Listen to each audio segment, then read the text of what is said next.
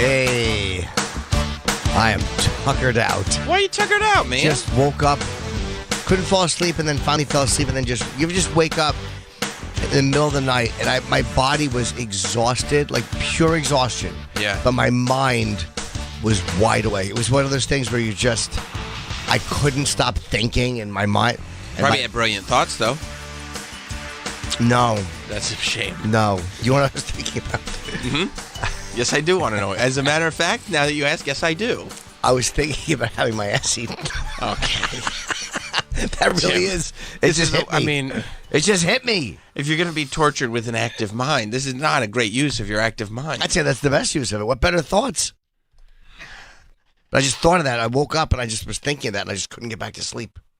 Having analingus performed on yourself? Yeah, no. It's true. Yeah.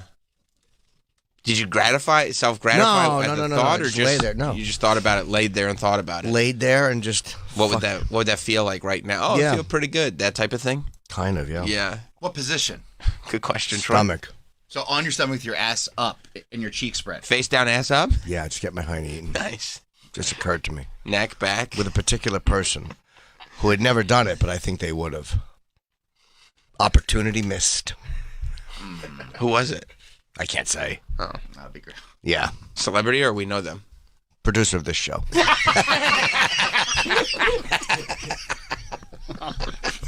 So that really narrows it down to me. Oh. Mystery solved.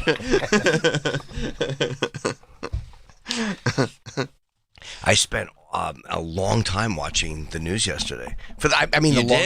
I watched the entire Kevin McCarthy vote, the entire debate, and the gentleman will reserve his time. The gentleman would, I'd like to give 2 minutes of my time to my good friend from West Virginia. You like that? Why, I fucking love Matt Gaetz. You love Matt Gaetz? Love Matt Gaetz. Oh. Love this guy. Oh. I don't even like his politics. I don't care. You don't? Don't give a shit about that. I don't. What about his aesthetics? Because he looks like Beavis. He looks like a good-looking guy who somebody has photoshopped a little to look evil. That's right.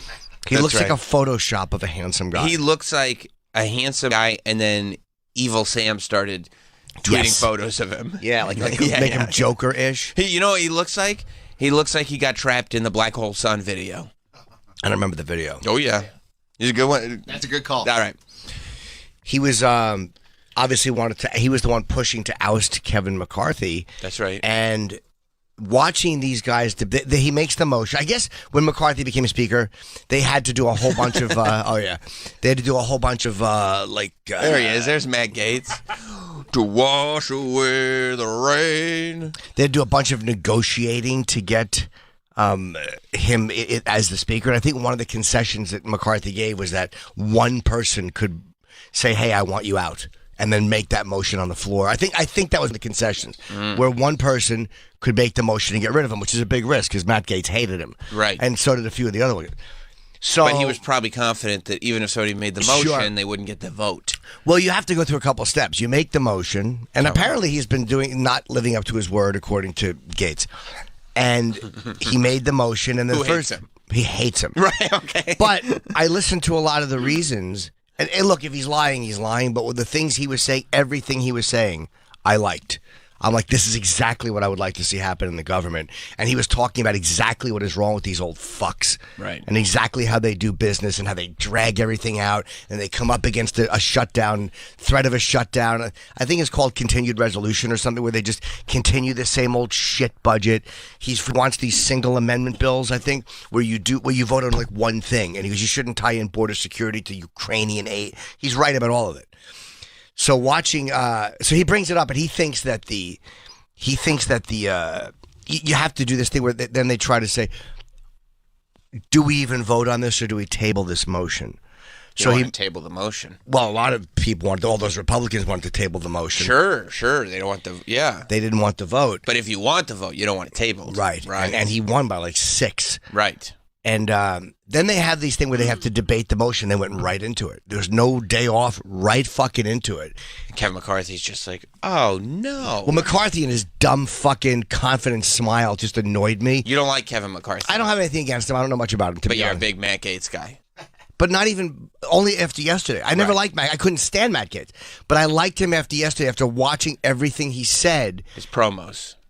Yeah, but they were. There was one point, like one of the senators from Louisiana was annoyed because Matt Gaetz apparently had sent out an email blast about what he was doing to get some funding, and he goes, and he's using this as a fundraiser. And then Matt, of course, at the gentleman's turn to speak, said, I'm not going to be lectured by you. Like, you're all special. You're in bed with special interests. Like, all of you are paid for by special interests. Like, and they were booing him. Like, when he was talking, the fact that all these old fucks. I'm like, whoever's booing him, I love the fact that they're booing him. One person was saying boo earns. The rest of them were booing him. They were booing him, yes. And there was a couple of loos. They thought Pinella was coming up. But watching them boo him, I was so fucking, I'm like, I don't know, fuck them. You don't like them?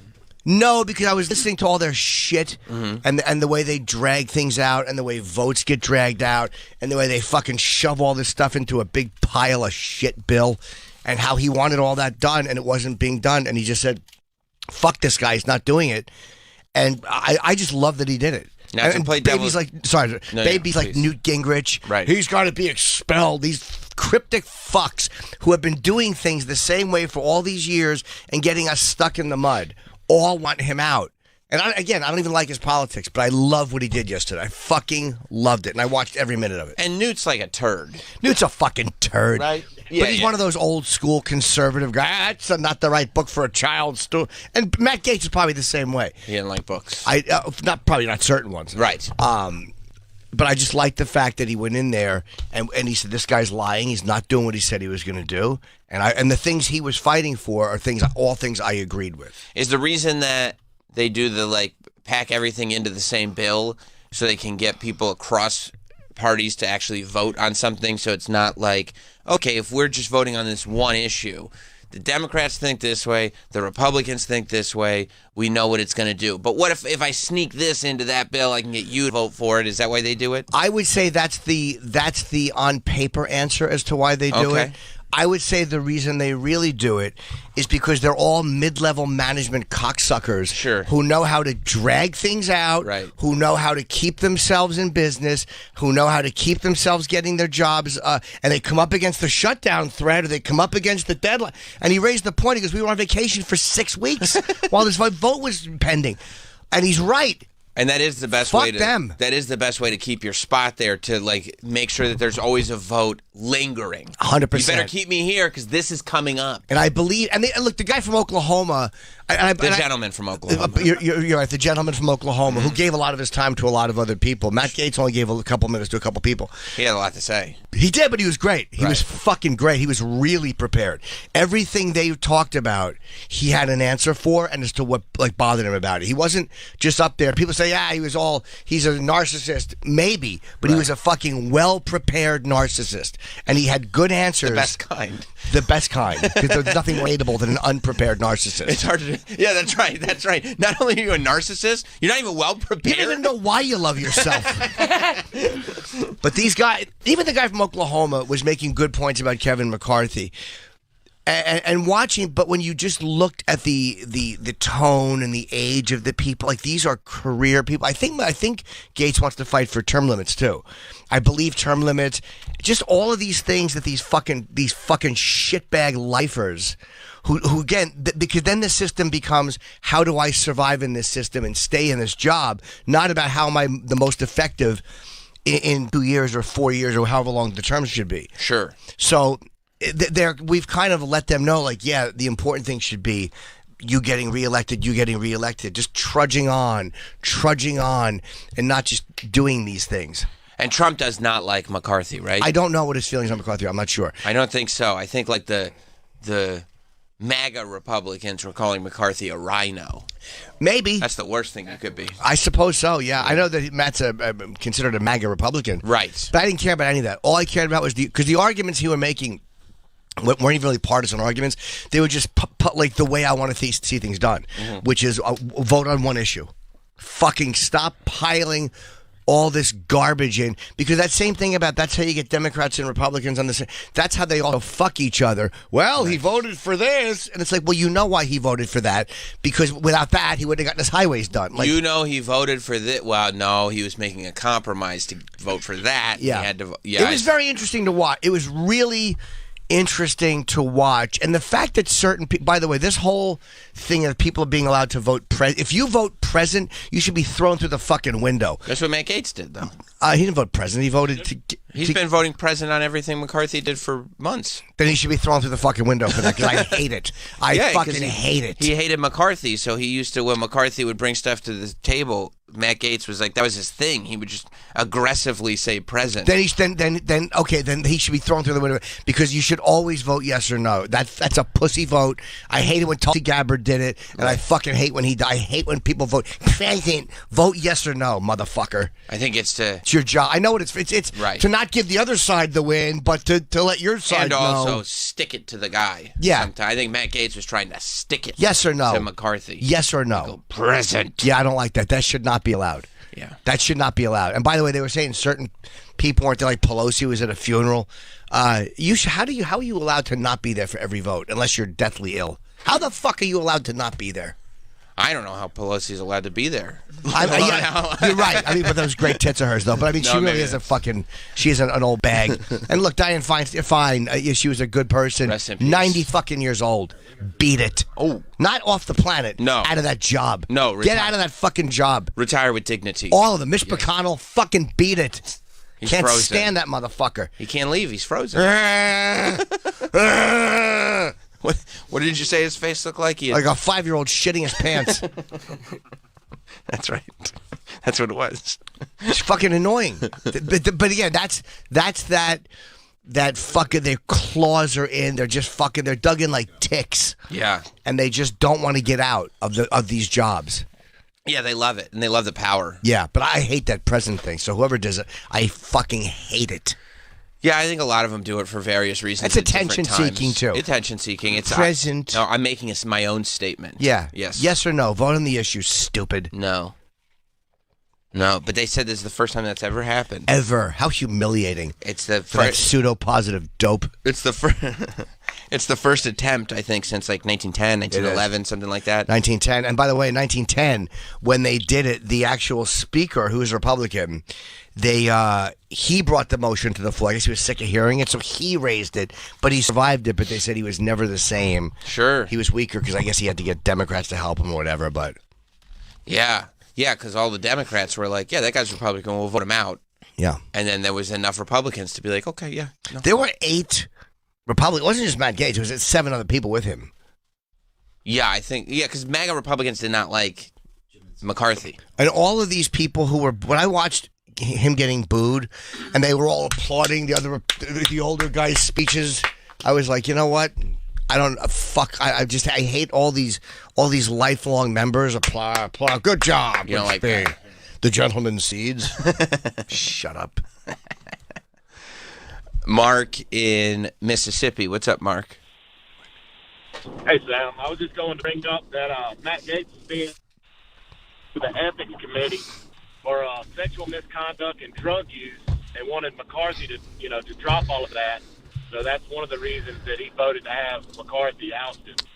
Yeah, they said that. Matt Gaetz denies that was part of the reason, and maybe it was the reason. I mean, again, it wasn't not part of the reason. But he's been clear. Apparently, he's been cleared by a few people who have FBI. Like he said, he's been cleared by a few like real investigative bodies. I didn't care about any of the backstory. I don't care about his personal feelings. I don't give a shit about his personal life. All I care about is the things he was saying during that debate.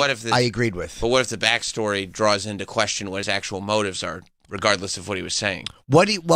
I can only go by what was said in the chamber. Why? Because I listened to the other people might have motives I'm not aware of either. I don't know what their motives were for defending McCarthy or for wanting the system to be the way it is. Yeah. But the things he was saying are things I just agree with. But I want to see done policy-wise. There's things the way I want to see things implemented. So why he feels that way, I don't give a fuck. Even if it's because of investigation? No, because I don't. Honestly, yeah, I wouldn't even care if that's what pushed him. If they started voting on single issue things, the border is the border. Ukraine is Ukraine. Fine. vote on one issue, and then you got to be naked and say you voted on that issue. That's it. You think that's going to happen with a new speaker? I don't think so. I mean, because again, it's in no one's interest to do that. It's also, Mr. Hey, we just took 6 weeks off. Now they're like, okay, we're going to take another week and a half off while we figure out who's going to be the new speaker. Oh yeah, it'll be a while.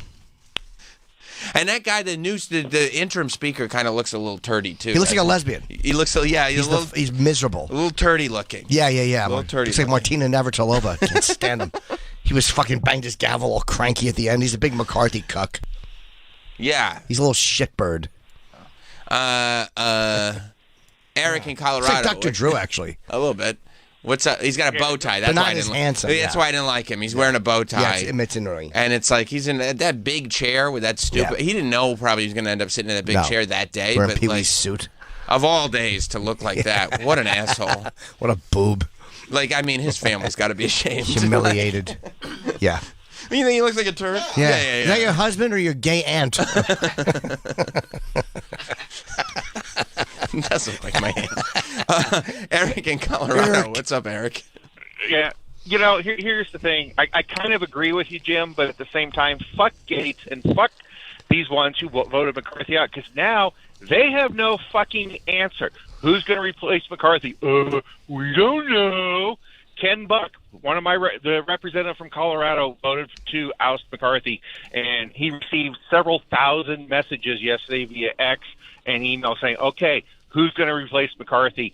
And the response from his office so far, well, we don't know. So you have no fucking answer for what you just did, and a lot of these people supported the idea of a shutdown. But here's the thing. The government shuts down. The senators, the legislators, the representatives, the president, they continue to get a paycheck. Nobody else gets a fucking paycheck. And the people on Social Security and whatnot, they don't get paid either. Yeah, I don't like that either. I don't want to see the... So basically, it should be reversed. You want to shut down, fine. You motherfuckers give up your paycheck. Yeah. Nice. And pay everybody else.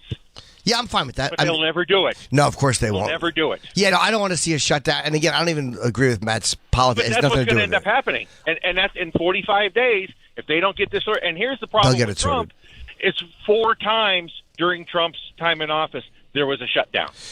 Yeah, all of that. It's another thing. It's the inefficiency of the way they work. That they just can't make it. They just.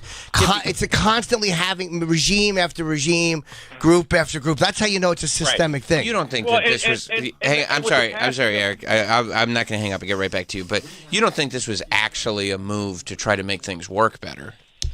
Because I mean, this is very performative and personal. But whatever it was personal. The things he was saying. But again, when I hear Newt Gingrich going, he's immature. I like Newt. Ah, fuck Newt. Oh, fuck all these. Again, these people, their main interest is keeping themselves there. And that's too. 100%. But I don't care. I like what he was saying. Much more than I like what they were saying. When he was like, you guys are saying about McConnell and whatnot. Consider, here's kind of my view on Feinstein passed away the other day. One down, 534 to go. What? Well, that's what needs to happen. But again, Jesus Christ. They all need to be replaced. Yeah, but she was more than replaced. That's a very, very morbid way to replace a politician. That's the only way it happens. You're like they die or get voted out. You're like the Jigsaw Killer. Yeah. I'd like to play a game. Pelosi's almost 90 years old as well. Yeah. She looks like Skeletor's aunt. Oh, not Nancy. She's also a little more coherent, at least. Feinstein was a fucking wreck. She's good financially, too. Yeah. And so is Feinstein. $1 billion. Her husband was rich. I agree with you, Jim. I despise all of them. My politics are shifting more and more libertarian lately. I know what that means. Just because I'm tired of both fucking sides of it. I want all of them out. Yeah. They all need to be replaced. Yeah. Hey, if Robert Kennedy runs as an independent, why not? Thank you, Eric. Vote independent. Sure. Oh, are you going to vote for Robert Kennedy now? Are you liking Robert Kennedy? If he goes independent, almost certainly. With those backflips? That's the worst part of him is those dumb effort to make himself look like he's a young spry. I don't give a shit. Okay, but what if he's like, Jim, could you just understand that wasn't the only guy that shot at my dad or my uncle? I wouldn't necessarily agree with him. I'd say I think that Secret Service agent is a fucking a day late and a dollar short lying sack of shit trying to sell a book before he drops dead. But I still would vote for Robert Kennedy. I don't care about that. Would you vote for him if he was a Democrat? No. No. Or Republican, because I hate the two-party system. I don't vote. You won't for vote for any? No, I hate it. You won't vote for any Democrat or Republican? Unless it was somebody that blew me away, and I believe in this person so much. Like Matt Gaetz? No, he's too Republican. Oh, yeah, no, very Republican. No. I hate that. I think it's embarrassing that we only have those two parties, and So, but you've been like that for a long time. You're legit. Like you were talking about Ross Perot. He's the first guy I voted for in '92. Right. I want to say it was '92. I voted for Ross Perot. I was a kid then, so I knew he had big ears. They made fun of him in Mad Magazine. It was goofy, a lot. yeah. And he also dropped out and came back, but he still got 17% of the vote. did him good. Yes, he did. Yeah. That was the best shot we had at getting a third party was Ross Perot, but then he fucked up and he just went a little crazy. Well, what about what's his name? Like Aleppo. Gary Johnson's pretty good. I mean, just repulsive. Where the hell did he go? I don't know. Well, he might even be a nice man. I don't care. He had trouble with a lot of the questions. Oh, Yeah. Aleppo, and there was another one he fucked up too. That he should have known. Yeah. But I didn't care about that. I voted for him because I didn't care. Because you didn't want to vote for the other ones. And I wouldn't. I certainly wasn't going to vote Democrat or Republican for. I don't like it. There's no hope, though, that there's ever going to be. There's no hope with You're dope. right, but if enough people do it, it almost happened. It was 30 years ago now, but it did. Did Ross Perot get 17% of the vote? I want to say 17%. I know he fucked Bush Sr. Oh, HW. That's why fucked. Clinton got elected. Clinton got elected with 9% of the vote or something. HW is looking at it like, are you kidding me? He got 18.91%. Okay, yeah, That's it's a more lot. It's 19%. That's a lot of fucking people. So people were It's almost a fifth. That's a lot. Yeah. People were really energized, and he had dropped out, and he got a little crazy and paranoid. And I think then he came back, and it just wasn't the same. And HW is like, I'm a wartime president. Are you kidding? Yeah, it cost him. Well, there's also no new taxes too. They fucked him with that, but still. I watched that. I think it was in the Oliver Stone movie about W. They showed in the movie when HW was watching the TV and he found out Clinton was getting elected, and the actor looked so disappointed that was portraying HW. It made me feel bad for him. Sure. It's like, damn. You know what I saw yesterday, a video of that I totally forgot about? What's that? Remember HW puked in Japan? on the prime minister, right? Yeah, it was great. Now that I didn't think about that for a while, but I do remember that. Isn't that funny? That is funny. It's pretty awesome. Wouldn't it be awesome if that happened now? Yeah, oh yeah. Can you imagine if Biden puked? Yeah. Yeah, you never seen the president puking? No. He puked on a diplomat or whoever. Yeah, look at him. Is that awesome? He just poop? collapsed. Is that like I think they probably thought he was taking. They probably thought he was. No, it's not alcohol induced. Oh, look at his wife is trying to smother him. Coop thinks that HW was all fucked up. No, he wasn't. It was either exhaustion and food poisoning or flu or everything. All of the above. Maybe. Yeah, he was just. That was. It looked like he was having a heart attack. And look at all the Secret And he Service. was an older guy. Like he was. Yeah. He looked older. I think you can see. You missed it. I think you can see him like projectiling. Oh, can we start over? Watch him, Coop. You're gonna love this. Oh. It just That's the last thing he wants brought up. flew out of his mouth. Oh, look at his wife being a wife, keeping his mouth. I think she's trying to end him. She's a good. She's putting it over the Chloroform. nose and mouth. It's enough. Chloroform. This is painful. She's trying to. Yeah. She's trying to take him out of the misery. Sorry to bring you down memory lane, but I thought It was a good one. I forgot about that. Look at that. That was January 8th, 1992. The election was coming up. You know what? That probably it didn't help him. Wait, was the election coming up, or was that after the election was already done? January of '92. Didn't Clinton start in January 26th of '92? No, he started in 93. Can we check Yeah, that? the election was in 92. Oh, so he got.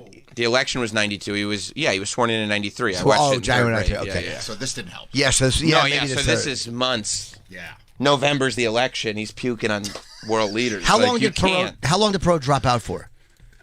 It was like in a weird place, and everyone was like let down by it. Like, what are you doing, fucking From idiots? July to October.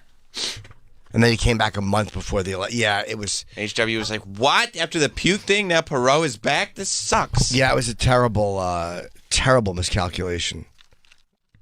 Do you think he thought he would win? No, I think that it got to be too much. I mean, the scrutiny on you. He was just a billionaire from Texas. Like the scrutiny on you, I think, is so intense and so much. And I think No. I mean, when you say it was a terrible miscalculation, do you think when he came back in October, he thought he was actually going to win the election? I don't know. Or did he have other? Don't know. What about George Wallace in the 1960s? I don't know as much about George Wallace. Can you look that up? I'm getting a text from our resident historian that chopped it. Just talk. Troy's not a resident historian. He brought up the puking thing. Yeah. But he was right. No, he wasn't wrong, and it was a great clip, and it was a great. No, my dad just texted George Wallace in the 60s. I didn't know we were dealing. Totally racist campaign. Yeah, is what he wrote. Was George Wallace the one that stood on the steps and wouldn't let the college students in? It might have been Mississippi, or am I thinking of someone else? That sounds right because he said it was racist. Was he eventually shot, George Wallace? Whoa, I don't know about that. And paralyzed? Wallace's outsider What's wrong? Oh, I'm sorry, buddy. I was reading that. I'm so sorry, man. I don't think he could have been shot. He died in 1987, though, so probably not. He won 9.9 million popular votes out of 73 million. That's 13.5% of votes. That's a lot. Yeah. He carried 5 southern states: Alabama, Arkansas, Georgia, Louisiana, Mississippi. So you're probably right, Jim. Won 45 electoral votes plus 1 vote from a faithless elector, and came fairly close to receiving enough votes to throw the election. What happened to him? There was one governor. He was probably and that makes sense in 1960. Like he's probably like pretty racist. Was he the governor of Mississippi who stood on? There was a very famous thing where a governor was standing on the steps of the college and wouldn't let them in, or said or didn't want them to come in. If he was the governor, would he have run as a third party? Because if he was a governor, wouldn't he be a member of one of the two parties? I would think. But I don't know, but I might be mixing him up with someone else. Yeah, again. I'm not 100% sure. Yeah, but there's footage of a. So it's rare. You got George Wallace, who made an impact. Ross Perot made an impact. Now RFK is trying to be the next one. Maybe he couldn't get the nomination. I mean, again, it's all speculation. Oh, and then flipped? I'm sure your dad would know. Yeah, Travis. Yeah, my dad would probably be like, was that him? Yep. Well, he stood on the steps. Mm-hmm. Governor of Mississippi, right? Alabama. Oh, Alabama. Alabama. Did he get shot eventually? Let me go to his Wikipedia. And for some reason, I thought he was shot. Oh, and you said he was paralyzed, so maybe. Maybe I'm wrong about that, but I thought he was shot and wound up in a wheelchair, and then changed his ways years later, after being racist and all that stuff. Kind of had a turnaround. In a 1995 interview, assassination attempt. Let me see. Oh yeah, he shot 4 times. Yeah. Man, you know all about this guy. You didn't even know it. Except for George Wallace cuck. What's that? Why? Well, I voted for him. I thought we were talking about the comedian. I didn't know there was another George Wallace. That's right. Will in Orlando. What's up, Will? Shout outs to your dad. Hey, Jesse Jackson coming through, huh? Ran in 1998. Yeah, but did he make a huge difference? Yeah, I mean, not a huge difference. None of them made a huge difference, but I mean, he got a percentage of the vote. All right. More than 10? I can't remember. I don't know what the actual percentage was. I know that he got like 7 or 8 million votes. Okay. I mean, it's significant. Well, he ran to it, and I want to say it was 84 that he was trying. Maybe what's that? You were on the ball. He loves third trying to get the nomination. Loves it, yeah. I think, but was he as a Democrat in '84 or no? The '84 presidential campaign.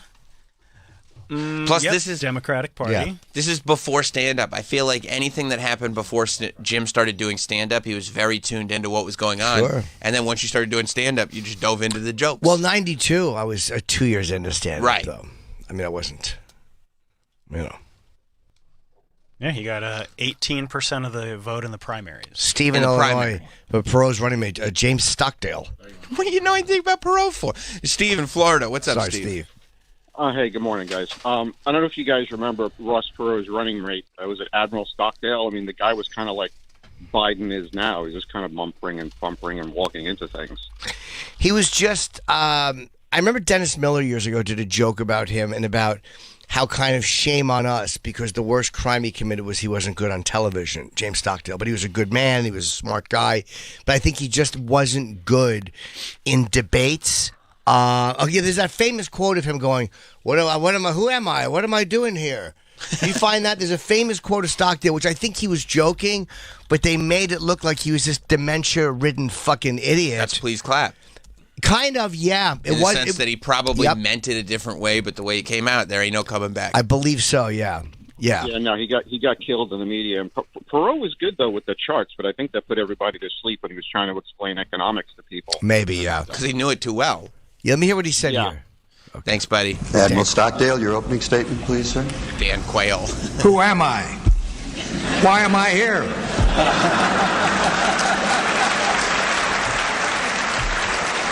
I'm not a politician. Everybody knows that. So it got don't over. Expect me to use the language of the Washington Insider. 37 years in the Navy, and only one of them up there in Washington. So it got over when he delivered it, but then you, especially in that era, chop it, spin it, go into the spin room, no O'Reilly in there, and turn it into something that it wasn't. Meanwhile, it was an actual smart, funny statement. He's just saying he's an outsider. Yeah, and like kind of addressing the question that people have: who the fuck is this dude? But What's listen he to doing here? listen to the way you remembered it, though, because of the way it was spun, right? Because of the way it was in. Yeah, I did. Yeah, I remember the quote being. I figured it was taken out of context, but I remember the quote being a thing, like a negative thing, thing. And you're right. Please clap. Was not great, but it was nowhere near as pathetic as they made it. They just do that. You got to watch what you say. Well, that combined with the sweatshirt. The sweatshirt is horrible. Is pathetic. Yeah. The sweatshirt. And he was a low energy fucking idiot who got literally dick How do you know slapped. he was low energy? Well, the man who eventually trounced that entire party stated that he was a low energy. He did trounce an entire party via nicknames. I mean, liberals think you hate him. How do you think conservatives feel about obnoxious fucking Rodney from Caddyshack? That's who Trump is. Hey! That's exactly who. They're all like Mike Pence is the exact same as Joe Biden, who is the exact same as fucking Newt Gingrich. All these guys are the same. And then fucking Rodney comes in. Hey, we're all going to play. And he just causes a ruckus. He does. And they can't stand him. He's loud. He's rich. He doesn't give a fuck. He wants to bang that broad and cause a problem. He does. And yet everybody connects with him and not all these fucking stoic shits who have been stuck there forever. Yeah.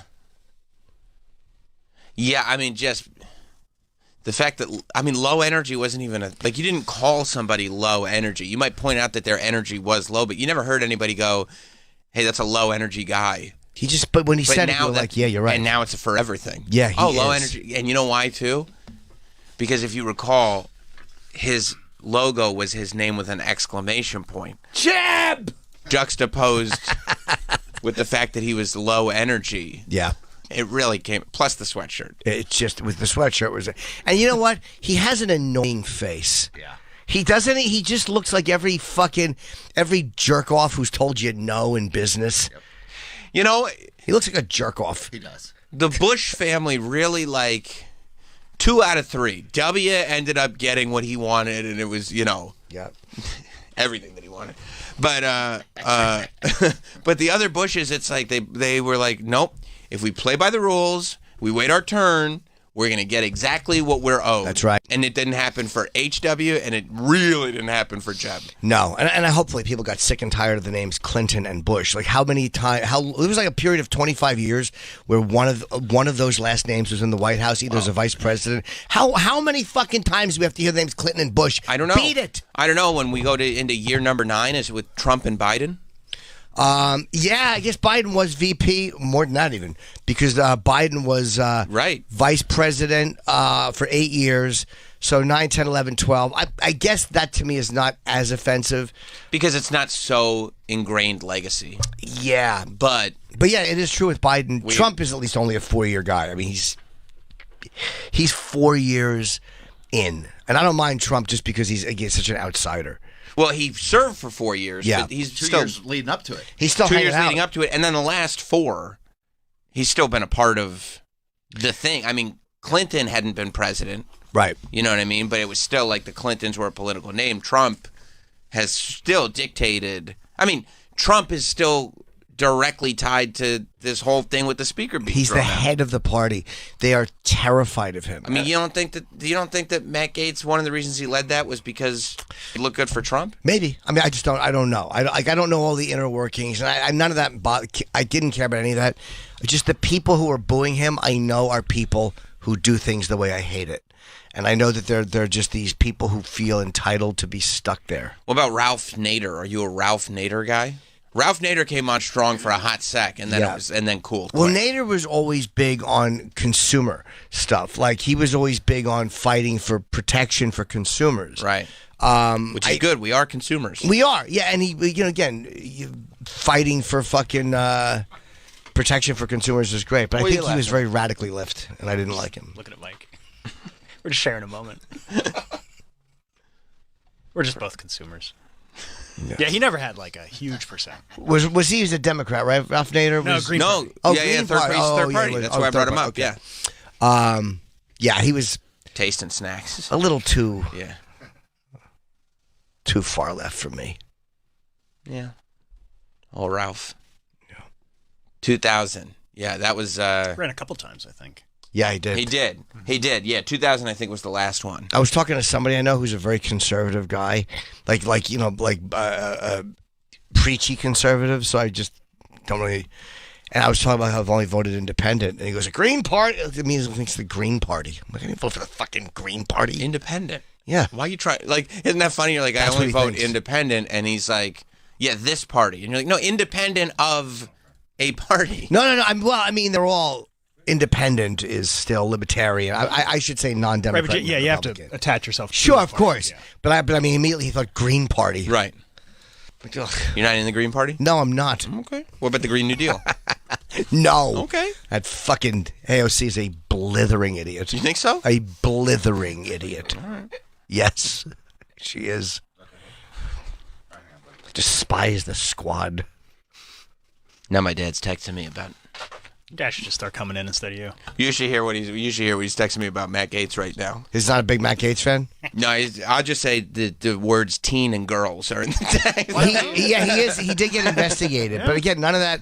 I'm only going by what he said yesterday. I liked what he said. Do we want to get him on the hotline? What he said yesterday. Matt Gaetz? Can we do that? No, he don't know when. He doesn't want to call it? Yeah. He don't know when it's like, all right. Pump the brakes. He should stay on the hotline the whole show. He should. I'd be fine with that.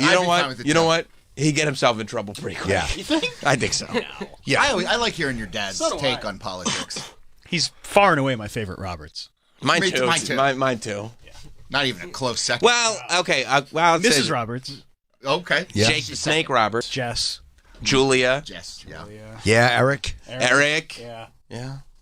Running out of Roberts. I know. Just people named Robert Stack. I'm hard pressed to think of anybody else. Yeah. Yeah, there are other Roberts. Robert Stack. Robin. Well, I mean, that's just like the first syllable. Cop's End. Cop's End. Yeah. Oh, yeah, Robin Roberts is good. Yeah. Yeah, no, I like her. Dave. Hey, what's up, Dave in guys? California. What's up, Dave? Hey, what's going on? My last election I was really into was when Hillary lost to Trump.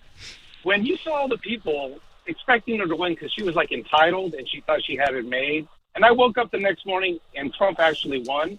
And you go back and look back at all the people in those hotels just crying. That was the most satisfying faces I've ever seen in my life. I'll never give it. It was a pretty funny. That was a moment. It was a pretty funny visual. It was very funny because they so felt like it was kind of due them. And because they had the deplorables. She's another dummy who just fucked herself with her big mouth. She didn't understand why a lot of people liked him. Mm-hmm. And instead of reading the room and going, oh, he's offering something that feels different that they like. And maybe I could get on some of that. Nope, just arrogantly dismissed it. And as a result, got a big boot right in her asshole. Kick it a bum. Yep. Beat it. Yeah. HC.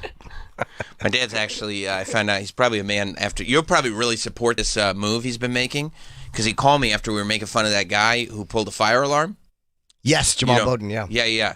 And he said, that guy's a total idiot, that Jamal Bowden. He said he emails him regularly about what an idiot he is. Oh, he does? Yeah, he does. Good. Yeah, I had no idea that was happening or that would even be something that he was doing. But he said, that's my representative.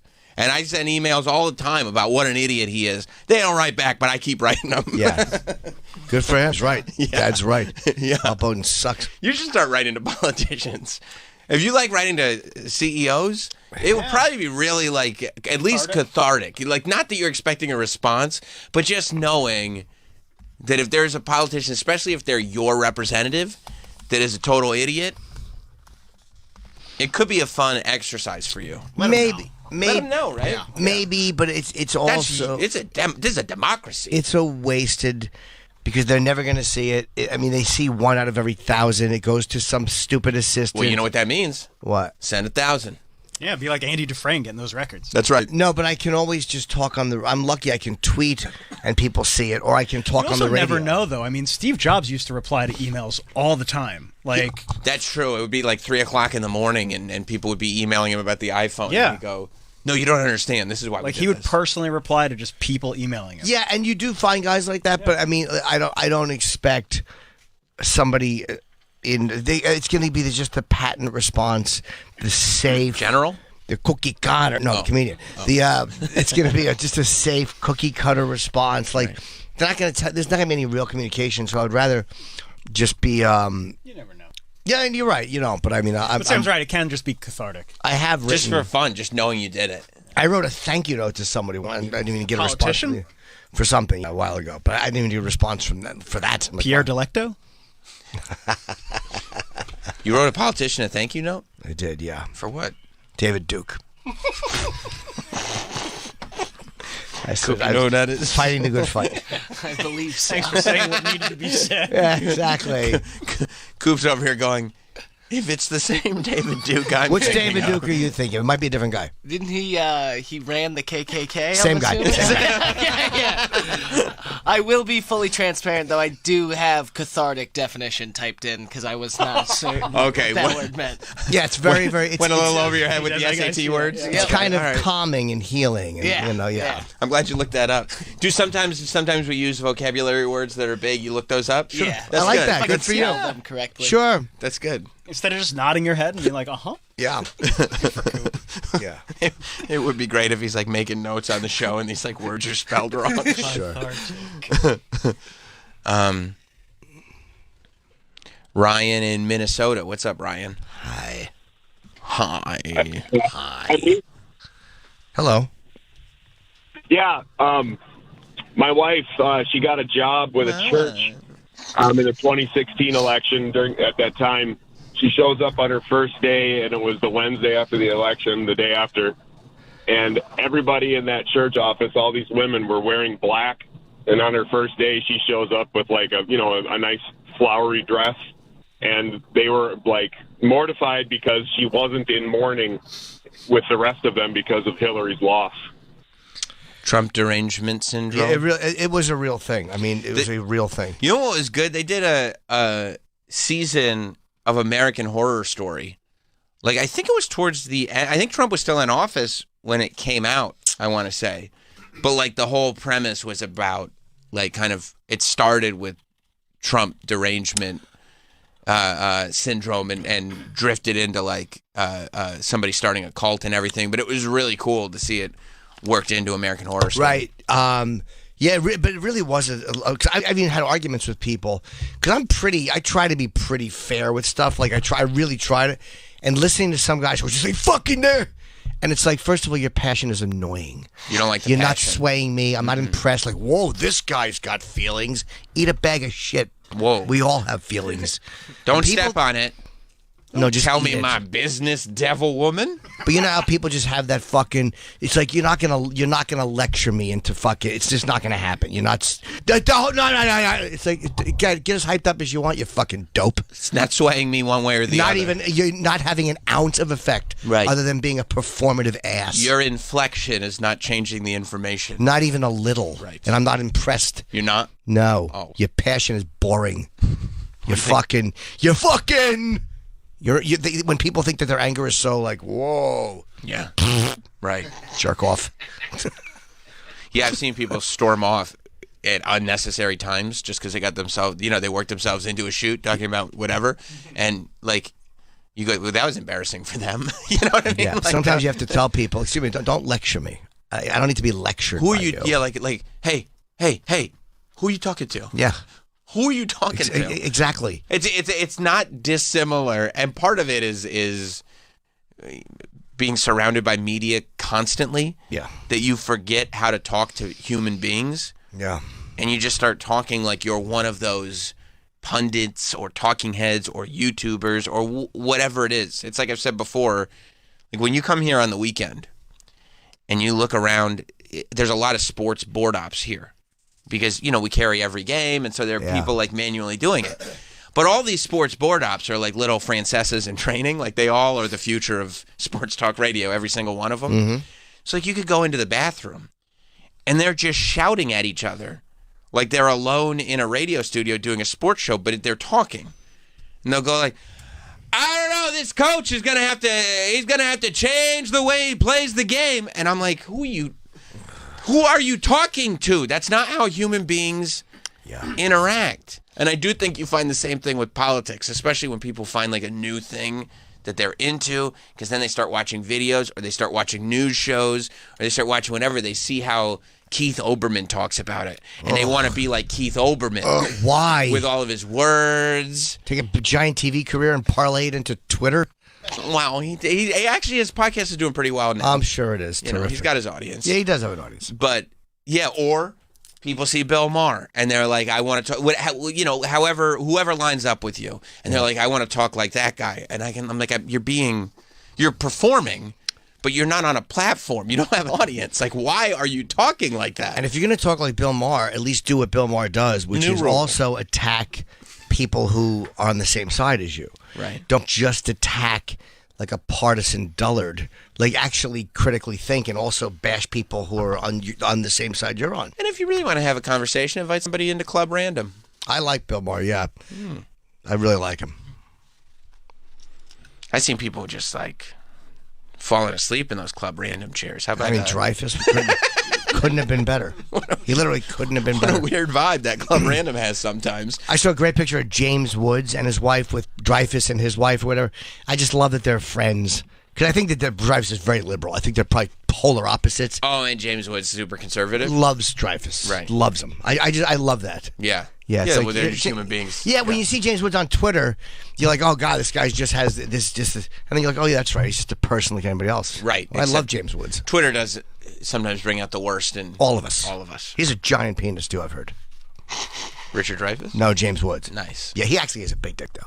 Like, you see James Woods. BTE? Yeah, when you see James Woods, if someone's like, that guy's got a big cock, you're like, yeah, I should have known. Right. Lester Diamond? He has Lester Diamond vibe, yeah. Yeah. Big dick. You never forget that when you hear about a celebrity. No. Huey Lewis. Coop. Chaplin. Coop, yeah. Coop. Yeah. That's what they all say. They say Coop's got a really tiny, thin shaft, but a giant, heavy... His dick looks like a medieval mace. Oh, the top is real. Oh, that's good for you, dude. Good for you. Good for you. Bill in Austin. What's up, Bill? Hey, man. How's it going? Good, bud. It is Boston, but that's all right. Hey, definitely... Austin, Massachusetts? Understand about Trump derangement syndrome is definitely a real thing.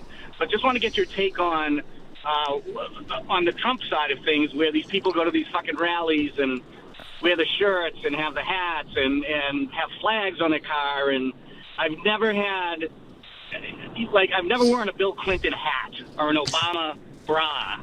So what are your thoughts on sort of the cultish aspect of that? I think Obama had the cultish aspect. Clinton probably didn't, but Obama, it's people who represent something more than politics, I think.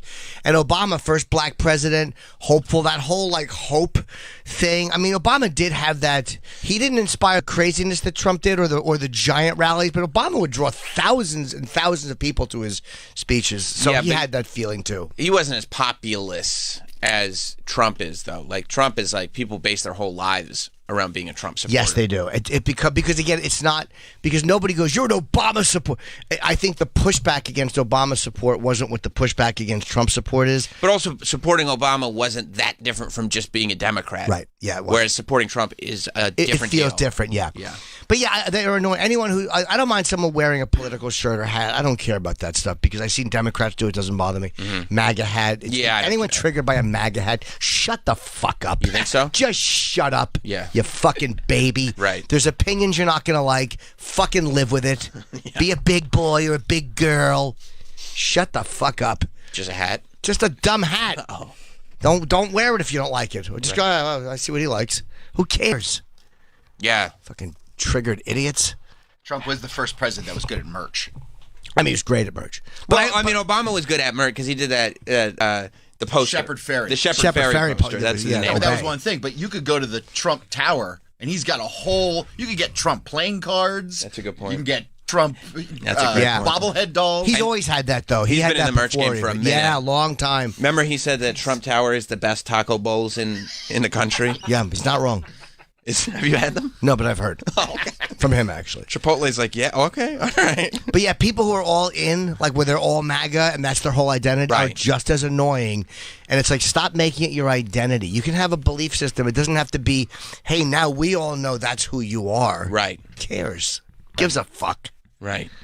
Well, it's so divided. So I think they're like, he's the one that's fighting for our side. That's what the whole country's like. It's annoying. Well, not the whole country. There are I think more people than people realize that aren't. Like, everybody wants to believe that everybody's on one side or the other, but when you actually interact with human beings, especially not on the internet, you kind of realize that the whole country is not like in that. real life. But again, real life. I've seen no evidence that they're not. Like, I've seen no evidence. In real life, you have. Not much. I mean, you'll see some, but just the debates I've had at the cellar, just the talks I've had with people, like watching people dig in on fucking the nets, and I'm like, Jesus, there's zero critical. Like so name one thing you like that Trump did. Nothing, you know. And the same when taco bowls. But you know what I mean? Like it's this whole. Anything is a loss from my side is a loss for me, and I think the whole country's infected with that. Yeah, I honestly don't know anybody in my life that actually, well, maybe like two people that actually go like, nope, this is my side and this is right and that's wrong. Like, yeah, it's also New York. You're in a little bit of a bubble here. What do you mean? Yeah, he is. You go to other states and like people are pretty dug in on like this. That's true. That's true. But wouldn't people say that New York's pretty dug in on the other side? Yes. Yeah, and they'd be right. They'd be right. I mean, again, especially in the city. I think probably in the city, people are more dug in on the other side. I see what like the stage reactions. I don't even mean laughs. I mean like energy changes when you mention certain things, like certain bits. Oh, sure. Yeah, it's true. You can feel certain things just lose people. And on Prince, I did that Gutfeld gig, and it was a great gig. But I do a bit about abortion or whatever. I said something about. I was talking about getting a girl pregnant. I offered to treat her to a procedure. Nothing, and it always gets a laugh. Yeah. Whoa, hey, oh, hey. And you could feel the crowd pull back. Like, hey, it wasn't like a non-laugh, but it was a definitive. No way. I don't think so. You could feel the difference. Yeah. But it's also probably like that specifically. Some people would have started having less of a sense of humor about it when it was like, oh, I thought we were done with this being a real serious issue, right? They didn't realize we were still in a period of time where they could get rid of Roe versus Wade. Yeah. Like once that happens, it becomes serious for a whole bunch of people. And it also becomes so much of the pile of sticks on my side that I can't allow that to be, kicked apart because it's a loss for me. It's just, I've just seen a lot. Of course, it's not every person, but I've seen a lot of it, and I have seen it in real life, just talking to people like, Jesus fucking Christ, you're dug in. Trey, you've seen people dug in? You've been to geographic areas where you'd be surprised. I mean, there are people. You go to certain areas of Florida. I mean, it's crazy. But I'm sure there are plenty of areas of Florida where people are like, I just like it because it's warm. Yeah. You know what I mean? Like they're like, I don't know. There's Publix. It's warm. I'm just trying to live my life. Yeah. They do love DeSantis down there, though. They do. He kept the state open for him. The rest of the country thinks he's a fucking weenie. Watching him yesterday on Fox he's literally still afraid to go after Trump, which I love. He's terrified. You see him on Bill Maher? Who? Bill Maher? Oh boy! Hey guys! Should I run outside and record Troy saying the word wrong? I still have that, by the way. I know you do. Yeah. I'm pretty sure that's in your Yeah, favorites no. You gone here. No, he was on Bill Maher the other night, and he came out in his suit, and he was wearing cowboy boots with his suit, and he looked like a total jerk off. He did? Yeah. How was he on the show? I think he has like somebody's working with him on his speech because he feels like he's like talking a little bit better now. Yeah, like becoming more of a human being. A little bit. He's going to human being training. Yeah. He just speaks in these sweeping, like he said, if he gets elected, he'll deport every. Shut up! No, you won't. The fuck up. Joe in Fort Worth has a good question. What's up, Joe? How are you? Hey, yeah, I wanted to see if y'all can get Troy's take on that. You want to go to Troy? I'm sorry, I interrupted. No, you're fine. Get his take on that emergency thing that's happening today. Well, thank you, Joe. It's interesting that you want, with all the possible takes in here, there's Coop and Travis and Mike, myself and Jim, of course. But I think Troy is the one that he's curious about. Of course, there is a test of the emergency alert system coming from FEMA today at 2:20 p.m. Eastern. But they have changed it so it's not just going on television and radio. It's going to cell phones as well through, I guess, 5G and everything. I know I received a message from, I can say from who? Who gave me the exact information. FEMA, in coordination with the Federal Communications Commission.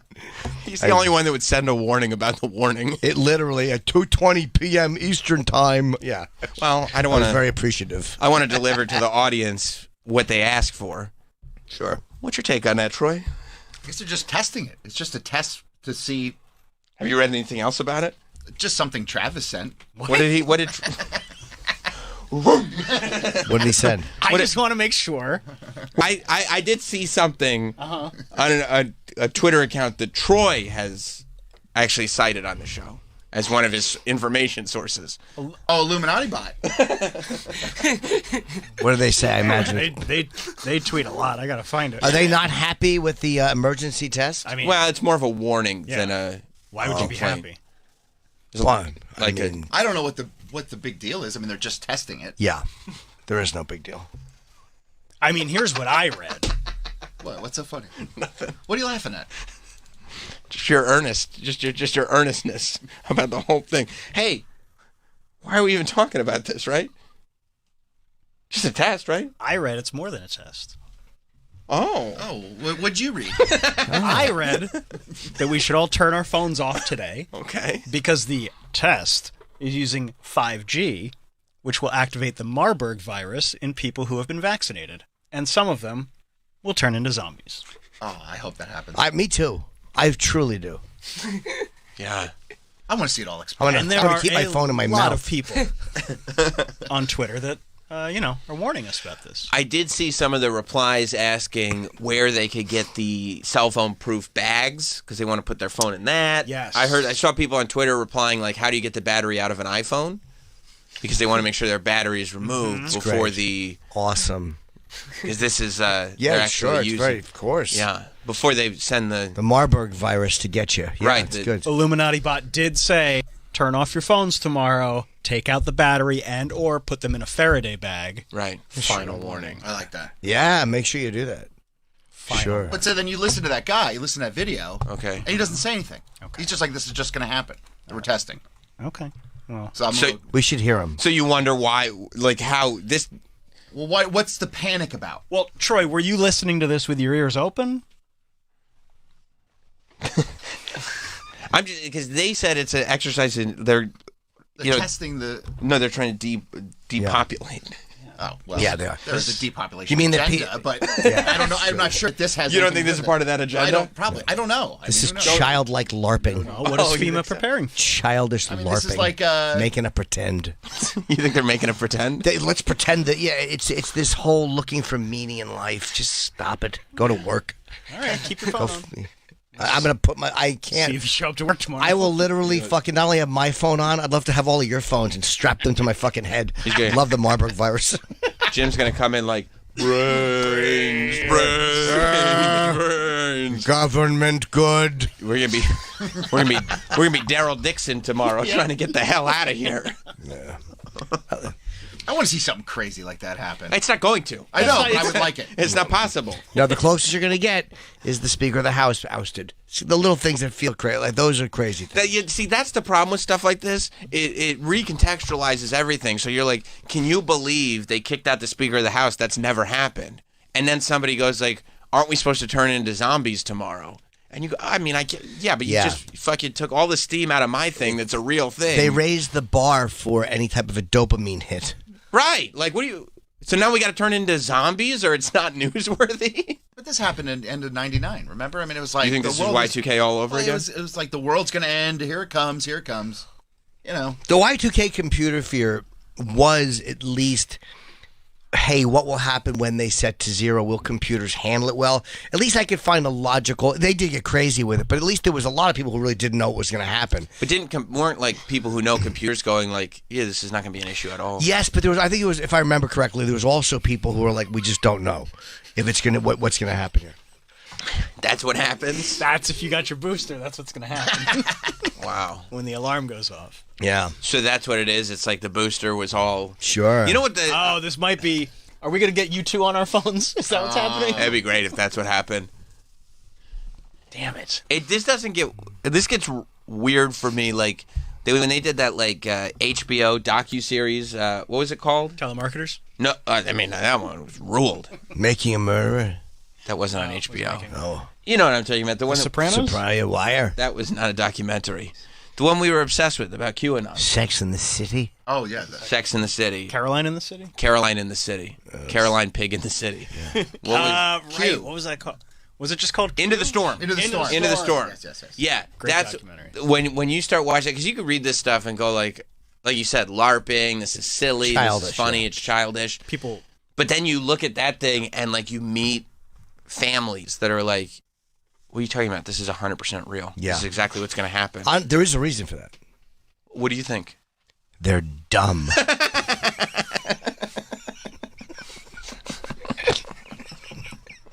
Oh. I probably could have predicted that on my own. When nothing happens and they don't go, oh, yeah, we were wrong, sorry. Well, they go into like this They state say, well, of like... now they know that we know, so they delayed it. It's the compartmentalizing thing that is so interesting. Yeah, exactly. I would have more respect if they go, all right, you know what? Hey, we fucked up. This didn't happen. There's also people who think that they're saying this so that people do turn off their phones so that they do something while all the phones are off. Yeah, it's all make up pretend. Let's pretend there's a big adventure happening. Do you think that many people are turning off their phones? Yeah. You know what they did while every phone was turned off? Because we all thought we were going to turn into zombies. Here's what we'll do. I love too. It's like a table of people, the world elite, and they meet and they go, let's tell them all that we're going to do a FEMA test. They will interpret this as we're going to turn them into zombies. They will all turn off their phones. We will have free reign to do whatever we want because none of them will have their phones on. That's true, and I can't wait for people to go. And everyone was told to stand down. People that use that term, stand down, because they heard it in fucking war games. The Matthew Broderick film? That was a good movie. It was a great movie. Why don't you unplug the piece of shit? The Whopper. Yeah. Hello, Joshua. Yeah. This guy's turning everything off in his house tomorrow. Nice. Smart. Cool. Yeah. That's Hopefully he's smart. on an iron lung. Kicks that out. 1928 reference.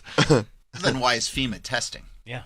What do you mean? Why they've done tests of the emergency alert system forever? Probably in case there's a nuclear attack or some type of a giant or weather or flood that they're just testing the system. They've been doing that for 80 years, testing these systems. Mm-hmm. It's a nice test. You think something's going on, Teft? Yeah, the virus.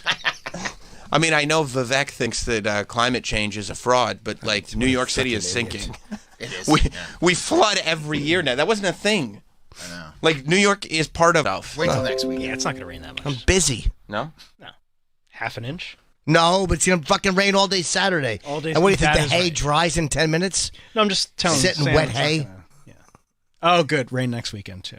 Is it really? Yeah. Well, it's hard to see next weekend that far in advance. It's only 7 days. You know. But I tell you what, the rain, you know. Like it says in 7 days. I know, believe me, a week, you know. It's called the week, W-E-A-K, you know. Yeah. You can go on Sunday.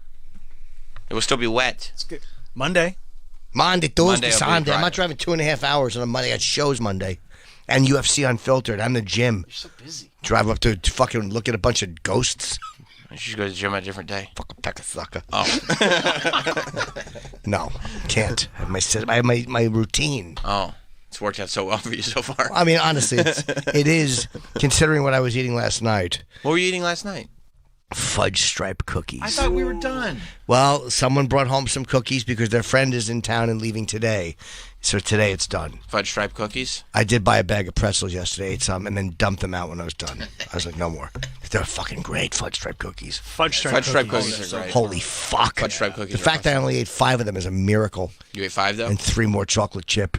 Couldn't stop. Those are one of the great Keebler cookies. Oh my God, a fudge stripe cookie. Yeah, they are really good. Yeah. Those elves know what they're doing. Yeah. Yeah, they do. I'd prefer an EL fudge, but I'll fuck with a fudge stripe cookie. Sure. Thicker cookie with more fudge. You ate 8 cookies yesterday? It's minimum. Good for you. Yeah, fuck it. Not good for me. I'm a fat You're gonna pig. work. You're gonna work it off. Yeah, Not it's really. Fine. You're gonna turn into a zombie. You'll be fine. Yeah, I hope plus- so. yeah, Zombies love cookies. Yeah, me like cookie. Now you're just Cookie Monster. Yeah. C is for Yeah. cookie, not my zombie. G is for 5G. I do like that they're going to activate the 5G. I hope so. Yeah, that's how the alert's coming over. We try to tell you it's all been connected this entire time. We just figured it out yesterday when they announced the FEMA thing. I hate people who late in life have these revelations. Epiphanies. These epiphanies, and then all of a sudden their whole philosophy, it becomes a new obsession they have with something. It's like, ugh. Well, if we'd ever get RFK in here, he could talk about how 5G is causing cancer. I'd like to hear his, Accelerates cancer. What's that? It accelerates cancer. I'd like to hear his opinions and subscribe to his newsletter. I would love to have RFK in here. We're Bring some trying. fudge stripes. Why you always do that? We're trying, right? We are. Yeah. It's a team effort. Yeah, a team that knocks heads. It's only recently become a team effort. Yeah. Nobody, except you didn't tell the QB. Troy was running with the ball. I didn't even know I gave it to him. Yeah, what the fuck? He's playing with a ball from the... That's not even the game ball. Well, basically, Troy is saying that you fumbled the snap, so he decided to pick it up. Troy and didn't run even know I with it. snapped. No, nobody. I didn't ask. Troy's Leroy Jenkins. Leroy Jenkins! What's better than one person on the case? 2. Yeah. Troy, Especially- you and I, same team. Yeah. We're going to make it happen. Eyes wide open. Except you were Fudge stripe running. cookies. Except you were running concurrently. Yeah, well, you know what? Sometimes you make a bad play. It's supposed to be I don't think it's Those a bad look play. good. Fucking fudge stripe cookie s'mores. Holy shit. That looks amazing. Big marshmallow treat. Because you don't have to add the chocolate; it's already there. Yeah, we could add some more, though. Would you? Yep. But now you're back to healthy eating. Today, yeah. Okay. Yeah, because the person's leaving, so. I respect that you buy pretzels and then just throw them out. I dumped out half the respect bag that? because I do, yeah, because I yeah. won't stop. Dennis Falcone would eating hate them. that. That's good. That's self-control. That's Dennis Falcone thinks wasting food is a sin. No, you know what it is? Here's what that is. Here's what I'm like with a bag of pretzels. You remember in the last scene in The Exorcist when he tells her to come into me and then he looks at her and he's about to strangle her and he just goes, ah! And he throws himself out the window. That's the moment I have with pretzels. I go, ah! And I just dump them before I fucking I put them in my mouth. You hear Aaron Rodgers sneaking one in on Mr. Pfizer yesterday? Yeah. Yeah. Apparently not being vaccinated doesn't help you fucking not get hurt. No. You know, also, let's play this clip. This was Aaron Rodgers on the Pat McAfee show on ESPN yesterday. Didn't have a crazy game, and Mr. Pfizer, we kind of shut him down a little bit. He didn't have his like crazy impact game. Obviously, he had some yards and stuff. But excuse me, is he saying we? Yeah, the colloquial we. We. Yeah, the Jets. There's no you in colloquial. You sat on the sideline. Nah, he was up in a box actually. He wasn't even on Oh, the but he's set. a we. Well, Yeah. he probably helped with Yeah. the I'd imagine there was some assistance with like the game planning. Yes. Maybe, sure. Yes. Well, the Mr. same way the coach would say we, or Yeah. the manager would Mr. say Pfizer didn't get hurt. Fiance, we. Yeah. It's just silly. I'm fine with So that. stupid. No, I know. Just saying. You know what's... Look, and this is unfair because that is a funny dig. Like, there's just no getting around that. That's a funny dig. Yes, it is. Same energy. He did prepare that dig for sure. Yeah, that's funny. But also, Who is Mr. Pfizer, by the way? Is it... Travis Kelce. He's Oh. on Pfizer commercials. Oh, okay. Yeah. You guys know who owns the Jets, by the way? Leon No, Hess. I know. Is it Leon Hess? I don't think it's... Or did they sell it? Who? The Hess family sold it? No, No, it's not the Hess family. no, the guy... Didn't they used to own it? Am I crazy? I don't know. You're not crazy. I thought Leon Hess owned it. The Johnson & Johnson family owned the New Yeah, York Woody Jets. Johnson owns the Jets. Yeah. You know the Who team... had it before him? It's probably the Hess family. You're Yeah, not I know, wrong. I'm just- You're not wrong. I'm just saying, like, in the context of this... Oh, okay. Yeah, Yeah, Leon Hess owned the Jets. Okay. the Johnson & Johnson family Oh, are paying Aaron Rodgers for his football that's services. so. Let's see. So he didn't. Isn't that great? He didn't mind. Does anybody ask him that? Hasn't come up yet. Nobody's asked Mr. Johnson & Johnson that question. Yeah, it is funny, right? I mean, look. I don't blame him. It is. I don't blame him. I No. also don't blame Travis Kelce. No. It is different being a paid spokesman Of course. than having the owner pay you for football. Sure. It's just funny to point out the It irony. is. It's just one of those things. And it shouldn't take away from the hilarious dig that is calling Travis Kelce Mr. Pfizer, especially he got him. In the middle of all like the Taylor Swift stuff, the fact that he called him Mr. Pfizer instead of Mr. Taylor Swift That's funny. is even more funny. Yeah. It's funny. It really is.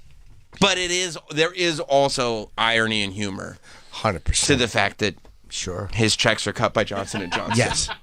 That's funny too. And Travis Kelce also got $20 million, I believe, for that ad. Well, I would imagine Aaron Rodgers. I believe so. I read that. Where did you? Okay, Troy. First of all, Okay, I'm just gonna turn off my mic. Your tidbits of information. Let's see. Maybe he's right. I'm not saying he's wrong. checking. I'm just saying they're not reliable. $20 million for an ad seems like a Maybe lot it's an of ad money. campaign. Maybe it's It multi-commercial. could be a campaign. It could be true. I don't know if it's true or not. I'm just saying when Troy speaks out of his mouth, it usually... Why is that a crazy statement? It's not a crazy statement. It's just you talk out of your ass a lot. That's all. I find it to be a crazy statement I don't because find it to be even crazy. though I don't do commercials, I think $20 million. You don't? No, I don't. No, I think $20 million for a commercial would be a lot. It's of money. possible. And It's possible. If Travis said it, I'd go like, oh, really? But I mean, literally yesterday, you were talking out of your ass. What did you say I don't know yesterday? about You bring up things that there's no evidence that that's true. You just read on a tweet. that. I found the video, but I don't want to get into it. If I can show it to you if you want to see it. But What was the video? Well, remember yesterday? You found the video? yeah. For what? What was it yesterday? Well, first, before we get to yesterday. Okay, don't the see Daily anything. Dot has the 20 million thing. If you go down to that Daily Dot link from 6 days ago, the question is Travis Kelce and Taylor Swift's relationship a ploy to push new COVID boosters? So instead of getting her to do the ad, they get him. They get him. Yes. Idiocy. Now, who do they think so? This says conspiracy theorists think so, but conspiracy theorists say that they're called conspiracy theorists to discredit their truth. Yes, that's why we Let do me it. find. If you do, why don't you do a little alt little F? Control F. Yeah. Yeah, exactly. There we go.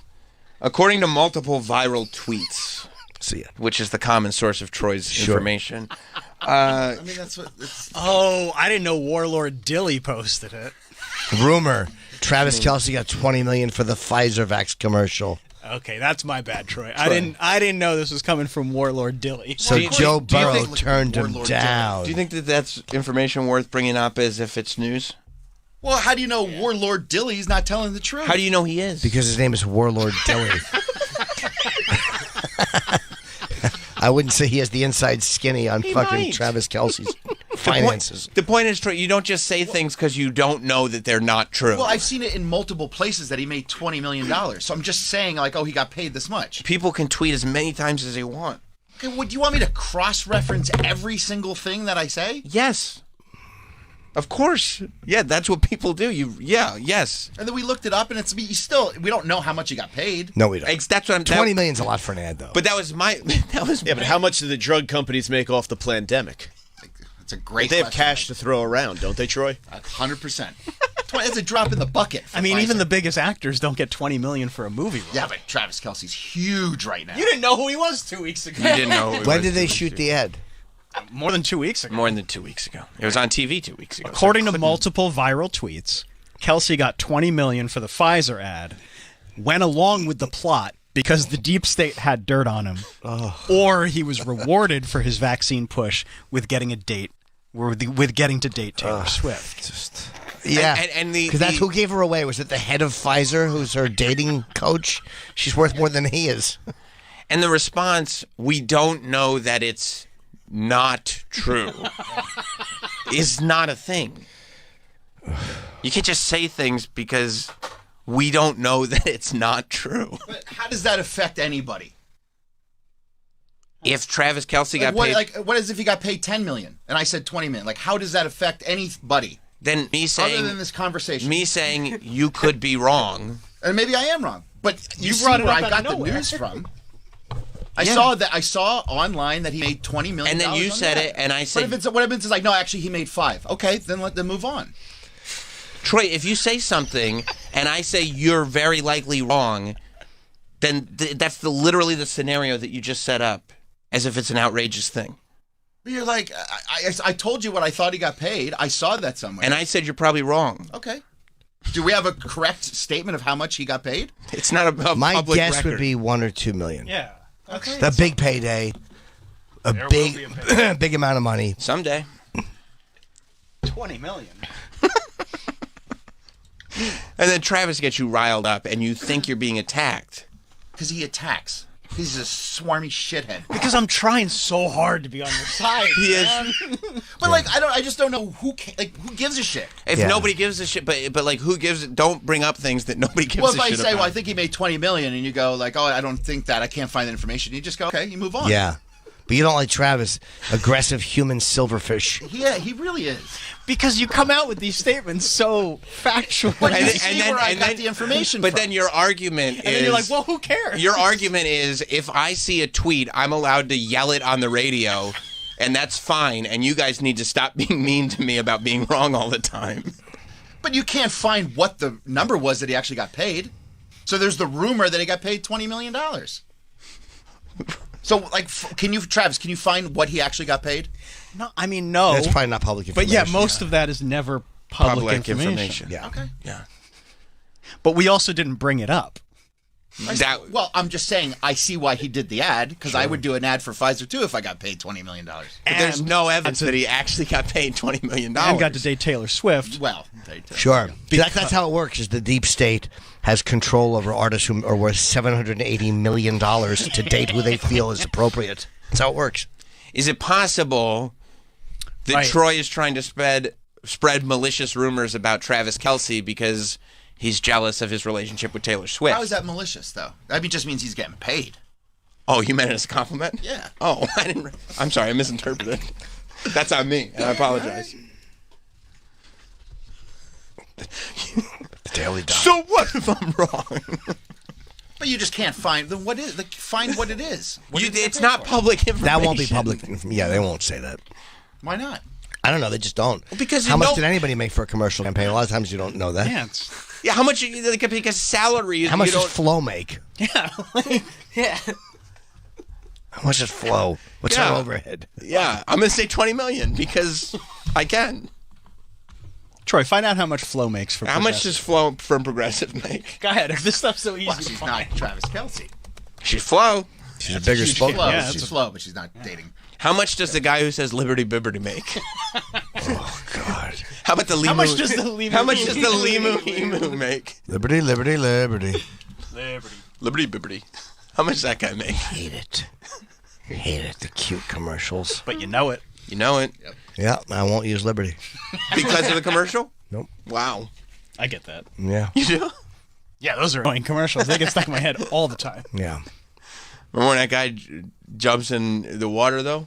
Yeah, yeah. That's funny. Yeah. He's all wet. Loretta in New York. What's up, Loretta? Oh, sweet Loretta Modern. Calling because I'm Yes, you really enraged at the way you speak to Troy all the time. Yes. You should stop being an idiot. Ah, Come on, Travis, Loretta. we're trying to get on the right page. You guys are very emotionally abusive to him, and you gaslight him as though he's like some sick conspiracy theorist when it turns out he's always right. Do you think so, Loretta? I never considered that. Yes, I do. And it's like with the Steve Harvey clip yesterday. It turns out he was right. Did you guys apologize to him? Okay, all right. So yesterday, Loretta, you're making great points here. Send me the video. Yesterday, and a lot of times, Look, on IG. Is that okay? Travis does have this way of swaying conversation. Not Travis, you, Sam. That's right. I don't think it's me. All I pointed out was that he had absolutely no evidence that Travis Kelce made $20 million for a commercial, and as it turned out, I was actually 100% right. But yesterday, Loretta, what happened yesterday? Well, Roy said that Steve Harvey was saying Trump wasn't that bad. Were you Frenchie in Greece? That's what it sounds like.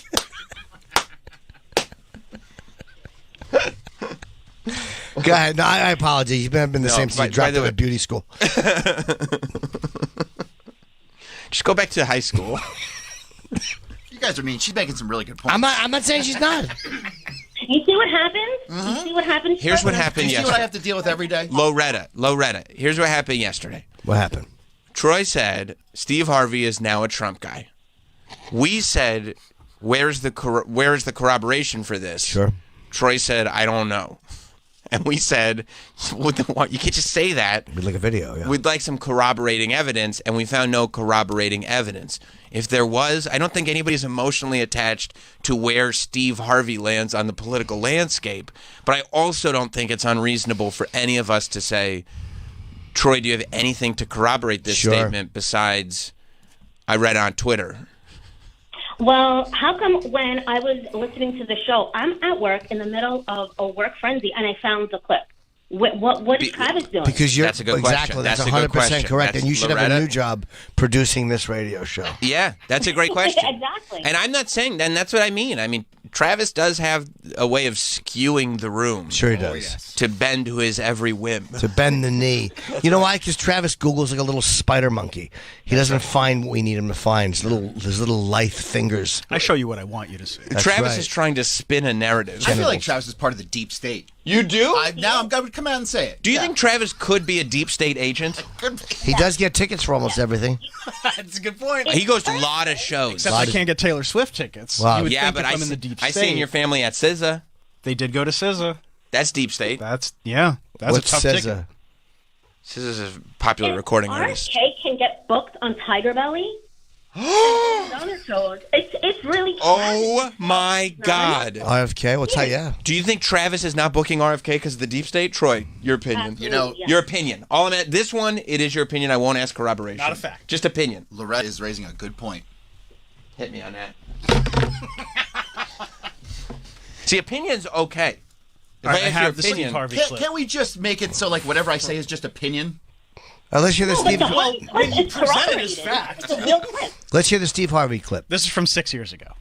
Okay. Thank you, Loretta. 6 years ago. This is not a recent clip. Yeah. Right. You saw what I sent you. It Yeah. said it. And I saw it in passing, and I go, I think Steve Harvey might be on the Trump train. What? 6 years ago. Because of a clip from 6 years ago. There's no context of when that was posted.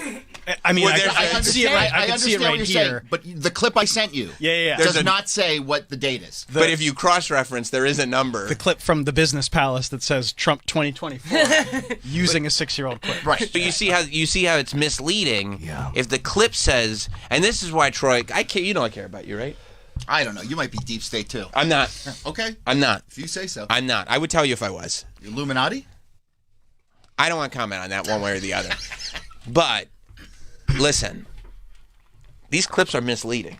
They are. And I'm going to They're tell you, taken out of context, and I yeah. want, this is with love.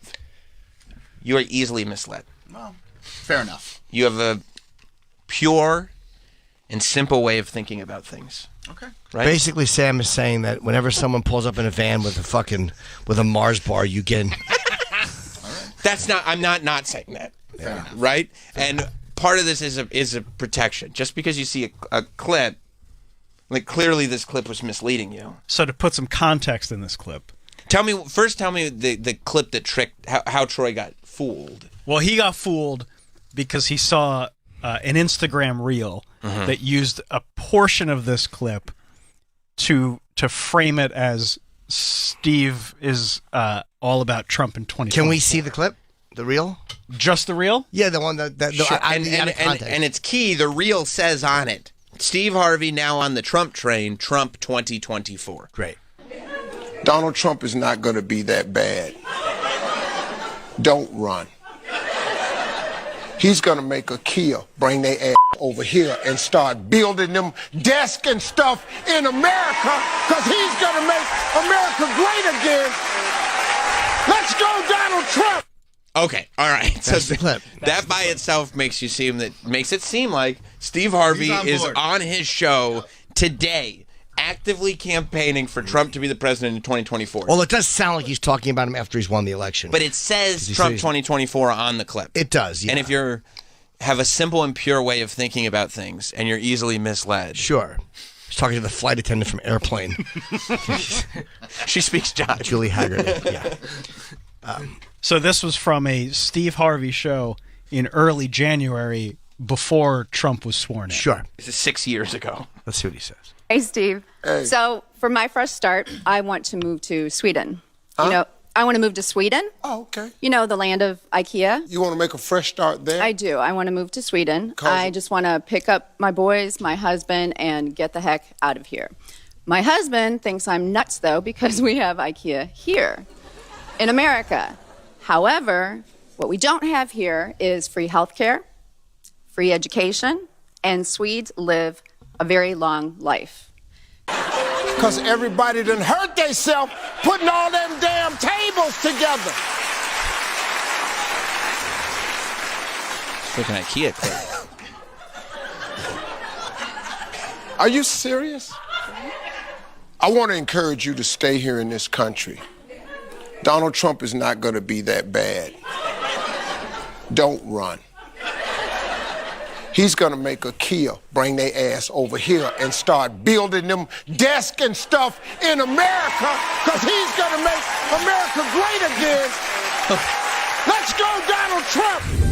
So this is a silly clip. In context, 6 years ago, he made an IKEA joke that the punchline was about Trump. Yeah. Right. Right. So it wasn't, but I'm saying you were misled. Okay. It What wasn't was debunked. It was Travis debunked it. He debunked it. Well, we don't need to debunk everything on the air. He doesn't have to rub it in, though, does he? No, he could be nice about it. Is he? No. He's mean, isn't he? He's a mean person. You think so? Yeah, I do. Oh, poor Troy's afraid to say anything now because Travis is going to try to debunk him all the time. Don't let him. That is Steve Harvey hanging out with Donald Trump. It is. Yes. No, you're right. Don't let Travis shake you. He was trying to hide it. Who Travis was? Steve? Yeah. Yes, he was. No, yes, I was putting it over to the other screen. No, you were burying it. He was burying. Yes, he was. Is that 2016? This is 6 years ago, January 13th. There you go. Trump and entertainer Steve Harvey met today at Trump Tower, blah, blah, blah, discussing the transition and repealing Obamacare. Harvey said Trump seemed sincere. Yeah, and he's like, why would anyone want to meet with this sitting president of the United States? Dopes people are. He got a lot of shit for that. Oh, I know. I have no doubt. I mean, who's not going to meet with the president? Chappelle got shit right around the same time when he went on SNL and said, like, let's give him a chance. Like, yeah. Right. Yes, he did. There's a different air. Sure. Yeah. Remember when Kanye just started badgering him in the Oval Office? I remember. Yeah. I remember. Yeah, another little tantrum. He did have a bit of a tantrum. Little tantrum Kanye had. Yeah. Little tantrum. Troy, do you think I should go to this? 100%. Oh, okay. Let's see what he has to say. Yeah, Andy. All right. What's up, Andy? It's possible. Hey, Sam. First off, I apologize. I may have misrepresented my stance to Troy while he was screening my phone call. Okay. I just wanted to, just put out there, Troy does seem to have the argument style of a Florida grandmother, which does make sense considering he's in his mid-50s. Okay. Well, I wouldn't say that. Okay. Yeah, it's close enough. Yeah, I mean, that's pretty much it. Thank you very much. Okay, right. Now you were misled. The screener on the screen it said Sam has no idea what the fuck he's talking about. Troy, this is bad. The callers have figured out you're easily misled. They've turned. Yeah, the callers have figured out Troy is easily manipulated. Yeah. This is... figured out the keys to getting on the air. This is bad. This is bad. Well, no more calls today, then. That's right. I'm sorry, Troy. It's all right. It's okay. And I'd like to apologize for my staff for the way they treat you. Oh. No, not my staff. I'm talking about, the shithead in the corner? That's the one. Okay. Travis, you think you're a mean person? If that's how Troy takes it, when I simply bit of a shitbird. When I simply just ask, where is this information coming from, and he immediately gets defensive, like, why are you asking follow-up questions? Then I guess I'm a mean person. Let me tell you something. Your wife is an angel, because I just got that style of arguing. yeah. Can you imagine what she has to deal with? She would whoop his ass. She should. When he talks like that, she should whoop his fucking ass. It's about time. Maybe he'd finally stop. He needs a good Lisa. She should cup her hand and slap his ear. Yes. Pop that eardrum. Pop that sucker. Yeah. If that's how you take it, then I'm sorry. Argues like a woman, doesn't he? Yes, he does. Good point, Mike. Sure he does. If Troy's gonna matter-of-factly state, okay, Travis Kelce got $20 million to do a Pfizer ad. You can't prove that he didn't get that. That's true. And I don't know why he's bringing up old shit anyway. Just prove that he didn't get that. It's a ridiculous number for Twinkle fingers. Figure it out. That's right, Twinkle The onus is not on me to figure out. So far, I things see that what you I say. said. I can't see what you can't come up with a number that he got. You know what, Troy? You should meet this guy outside and kick his ass. Lisa could kick his ass. Good point. So if I say Travis Kelce got $2 million, and then I just say, Troy, you know what? Figure it out. You know what? It. I'm going to say something else. No, you prove it. I did. He got $100 million. Troy, prove it. I showed you. It says online he made $20 million. There's a rumor he got $20 million. You can't find anywhere that says that's wrong. He got this amount of money. No, but show me where it says that. No, you Say, know what? The $20 million's wrong. Yeah. This is actually what he got paid. Show me where it says that. You know what, Troy? Twinkle fingers. You were Get right. to it. And I was wrong. But okay, what about this, Troy? No, you're right. I guess I can't prove the insane rumor that the deep state How is is that controlling. insane? If Travis tweets, that is not true. He made $5 million. Because technically that is the same level of information you're receiving it from. If Travis tweets that from his account, and then he pulls up his own tweet and says, wow, this guy says $5 million, would you say that's I've seen it in reliable? multiple places. I'm not saying, it just says there's a rumor that he made $20 million on this ad. You can't find anything that says, no, that's not the case. Here's what he got paid. Yeah, because I don't think anybody's looking to debunk Warlord Dilly. Yeah, but it's just... Why it's are you not being just so mad about why are this? you shitting on Warlord Dilly? He seems like a good dude. Because this seems more like a thing where it's like, oh, okay, these guys are saying he made $20 million. That's not even worth my time. It's not crazy to think that the biggest star in NFL right now Very possible. made $20 million on a pharmaceutical It is ad. crazy, actually. That's a lot of money. It's a lot of money. How much money does Pfizer make per year? It's a lot of money. Well, the question Exactly. would be, So what's $20 million's a drop in the bucket? what's the going rate for commercial spokespeople? Sure. Be the more. I mean, he's the biggest superstar right now. But they shot it probably before he was dating with her. Yeah. Unless it was in Patrick conjunction. Mahomes is a bigger superstar. That's right. Overall. Yeah. Travis Kelce's not up there in the top Oh, definitely. 3 NFL players right Well, now? I did At the moment, yeah. What's the commercial that Travis Kelce and Patrick Mahomes are both on?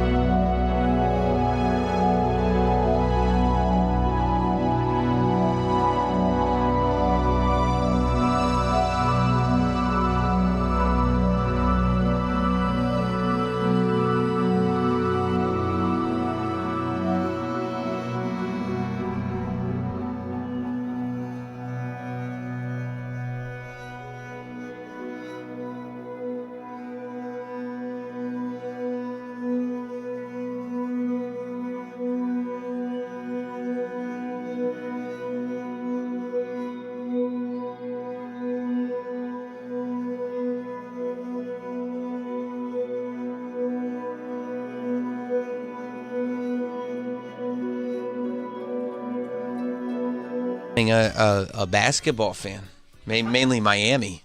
Why? Jimmy Butler seems to rule.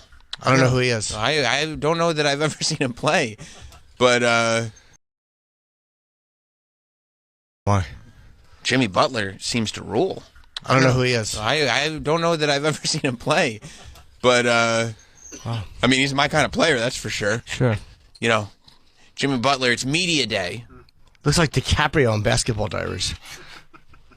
Who does? That hair. It's annoying. He showed up on NBA Media Day with a new look. People were asking him about it. They're treating him like it's a joke, but he's saying it's not a joke. Well, I mean, he did this last year too. No, yeah, I know. Like he does this to fuck with Media Day. Yeah. But now that's going to be his photo for the rest of the year. It's kind of funny. But he's saying it's not a joke. Yeah. Well, cultural I mean, appropriation. you can say whatever you want. Right. Right. No, that's true. Yeah, last year, though, what was it? It was like... He had like really long cornrows. Right. And then the next day they were gone. Right. So that way, when everybody takes his picture, everything's totally out of date. Yep. It's just a funny thing to do. He ended up getting so far through the NBA playoffs, they just took his picture from 2K, like the computer-generated thing, and we're like, all right, we're going to use this. Is that right? It looks similar. Can we hear him say it? If this is video? Oh, yeah. This is just him talking about how he's emo now.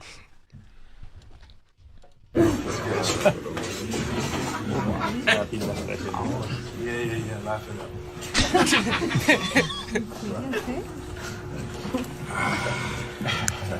Questions? Let's ask for the mic. Billy Vanilla this year. No, I'm emo. I'm emo. No, I'm emo. Yeah, so that's like his media picture. Funny. So he walked in with his hair like flat ironed in front of his face. He's got piercings in his lip and eyebrow. He's got eyeliner on. That's funny. And then he walked into the game like yesterday. Oh, yeah, let me find in full emo garb. You have to love somebody that commits to a shit picture. Yeah. Yeah, it's just a goof. Good for him. Fully committed to it. I love when athletes like really don't take the media seriously. Yeah. Like Marshawn Lynch is a legend at it. What did he say at the Super Bowl media day? I'm just here so they don't suspend me or something like that? Yeah, because he like,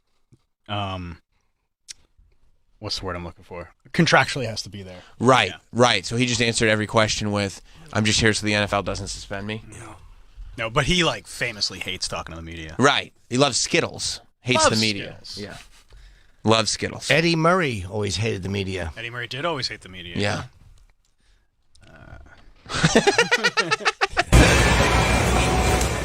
Because he's also in character. He acts like he's emo as well. Yeah. He's got like big baggy black UFOs on with Doc Martens or something, and a black T-shirt, and then a long black like schmuck. Yeah. With skulls and writing and He's stuff very on emo. it. Yeah. Is he smoking a cigarette there, or what's he doing? Nah, I think he's just showing off his nails. Oh, that's cool. He's painted his nails? Yeah. That's a cool look. Yeah. You like that? Yeah, sometimes dudes do that, and they look great. Yeah. They're not always supported, but... This was, let me see if I can find it. Sometimes they're shamed. Sometimes they're shamed, and it's not right. Yeah, this was his photo last year. And then, like, the next day, they were gone. It's just like anything like that. No. God damn it.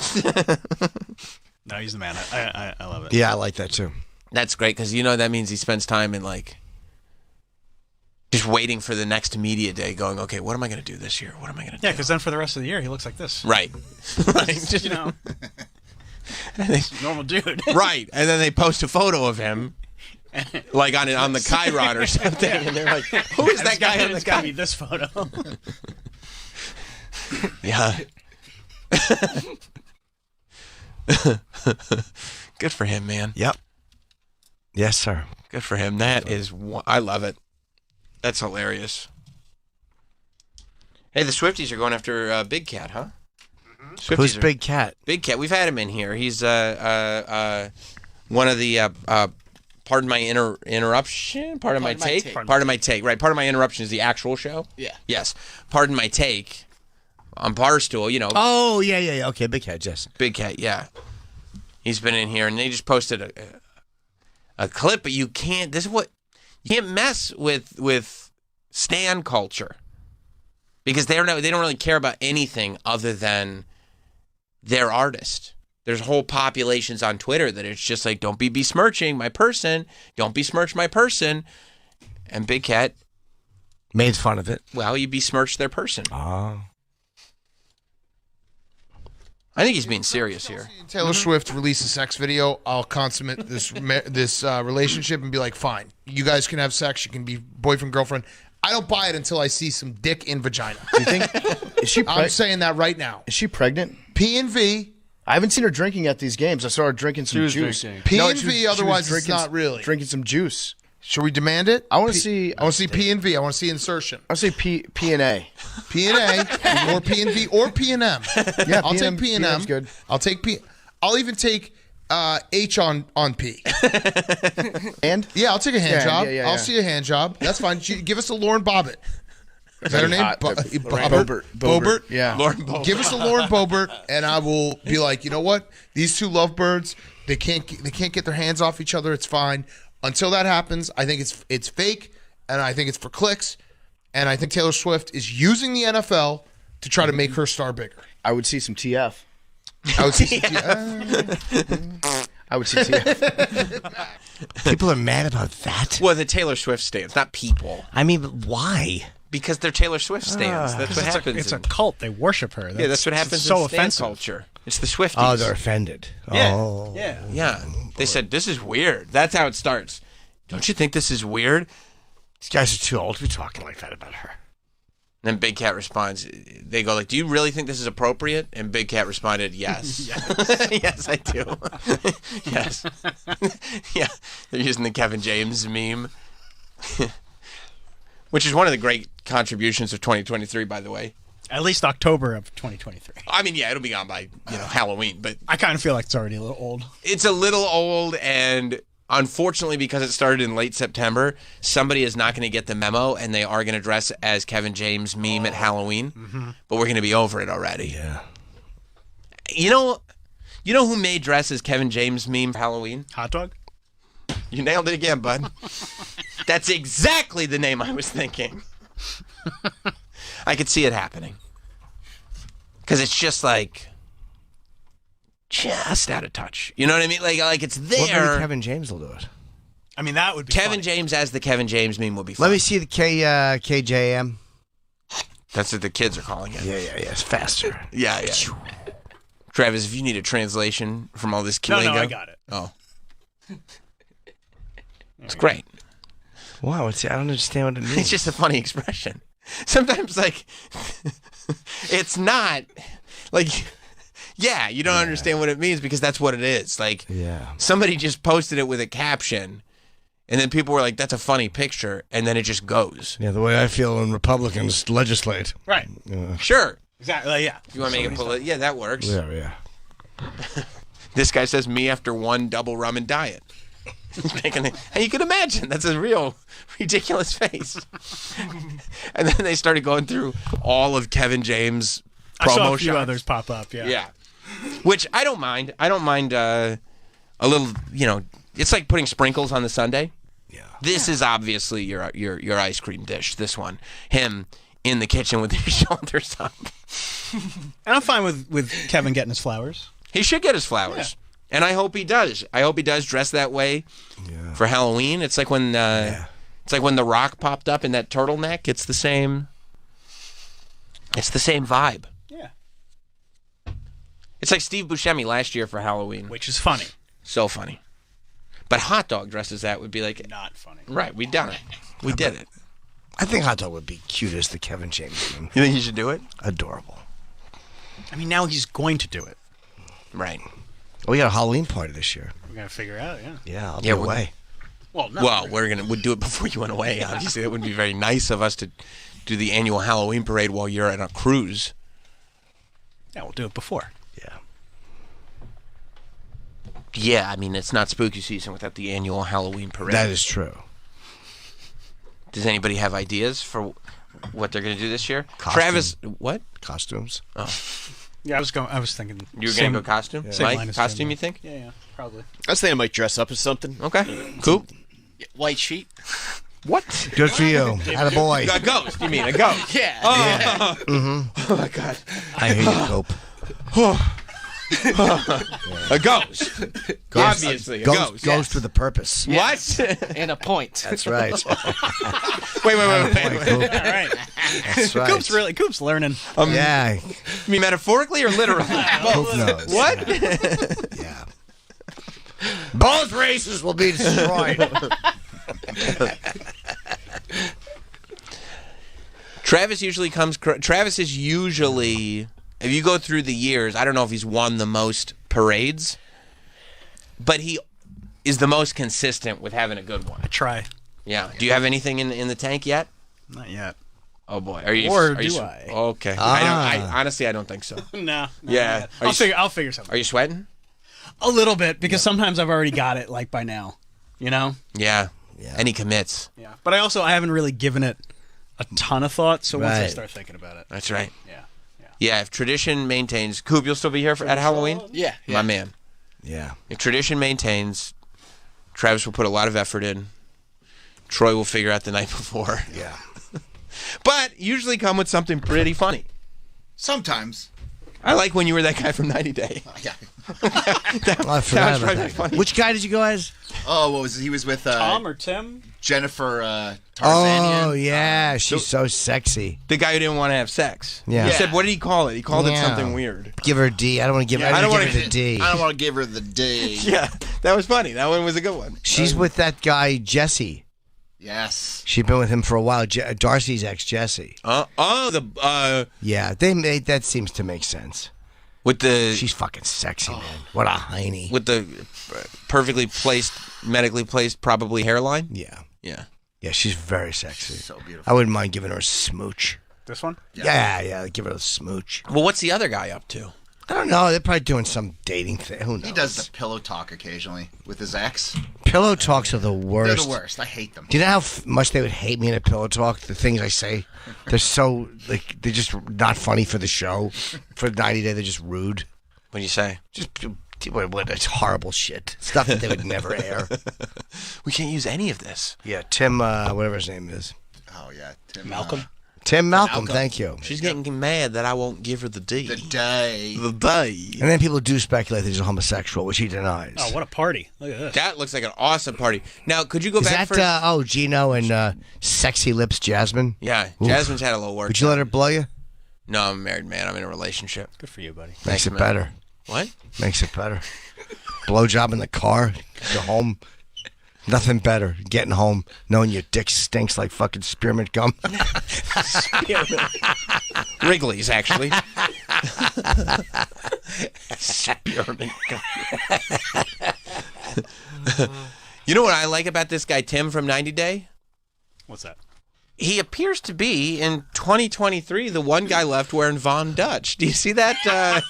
You see that top picture there? I feel like yes. he probably wrote it out. Yeah. Like he's been in from day Kept one. it. Yeah. Like he's just going to keep going until it comes back. Yeah. It's going to come back soon. Yeah. He was probably psyched when Hulu put out that Von Dutch doc because he thought this will be the beginning, and then he didn't quite roll back in. Is that his ex? I recognize her from doing something on the show. Is that who That's he the does other pillow talk with? Yeah, it's before Jennifer. Yeah. Right, His ex that's- who's a friend. His Right. ex who's a friend, and he's still hanging out with his ex who's a friend. Yeah. That's Yeah. cool. Yeah. This looks like it was a 90-day party. Wow, who's the blonde? So many of look these at the people look giant different right after the tits. show. Yeah, I'm Who gonna get is some she? cash. Holy shit, do I like her? Dated who's the guy from Louisiana? Oh, this guy. Yes, that guy. Yeah. Oh, is Jovi. that Jovi's wife? Yeah. Wow, is she fucking... Beautiful, yeah. She's hot. Holy shit. She's taller than I would have realized. I'd be starstruck if I went to this party. I'd love to go to that party. Me too. I'd be like, would you mind taking a photo in your Von Dutch hoodie? His bedazzled Von Dutch hoodie. It's a real Von I'd Dutch love hoodie. to, sure. Take a picture. I've actually had this hoodie since 2003. I've been waiting for the appropriate occasion. I would just hang out with Gino all night. I would be starstruck by Gina. Yeah. For sure. Would you get a photo? 100%. Would you try to take his hat off? Whoops, sorry, buddy. No, I'd want to sit down at the bar with Gino, buy him some drinks, and let's talk about what's really. I'd want to spend the evening talking to Gino. His wife is sexy. Yeah. Did you guys see the tell-all? No, I'm only not part there one. yet. Only part one. I'm way behind you guys. I'm still on apps. They fucked him good in like the next to last episode where they showed him having to take his hat off at the airport. Yes. They didn't have to show that. Yeah, when going through security, they man. kept the camera right on him when he's got to show his to TSA or whatever.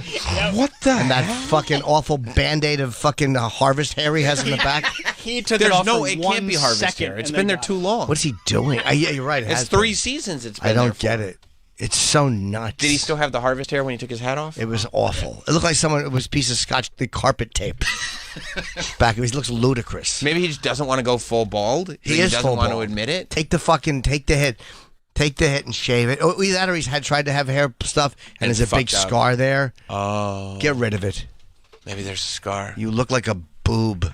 Who's that other guy? He's one of the gay guys that moved to Mexico. I got married to the Mexican. Yes. Is the Mexican guy in the country? I don't know. That guy probably can't get in the U.S. There's obviously a reason that he moved. They're on that other show. The Other Way. Yeah. The Other Way, yeah. But because he moved to Mexico. Is his husband can't get in?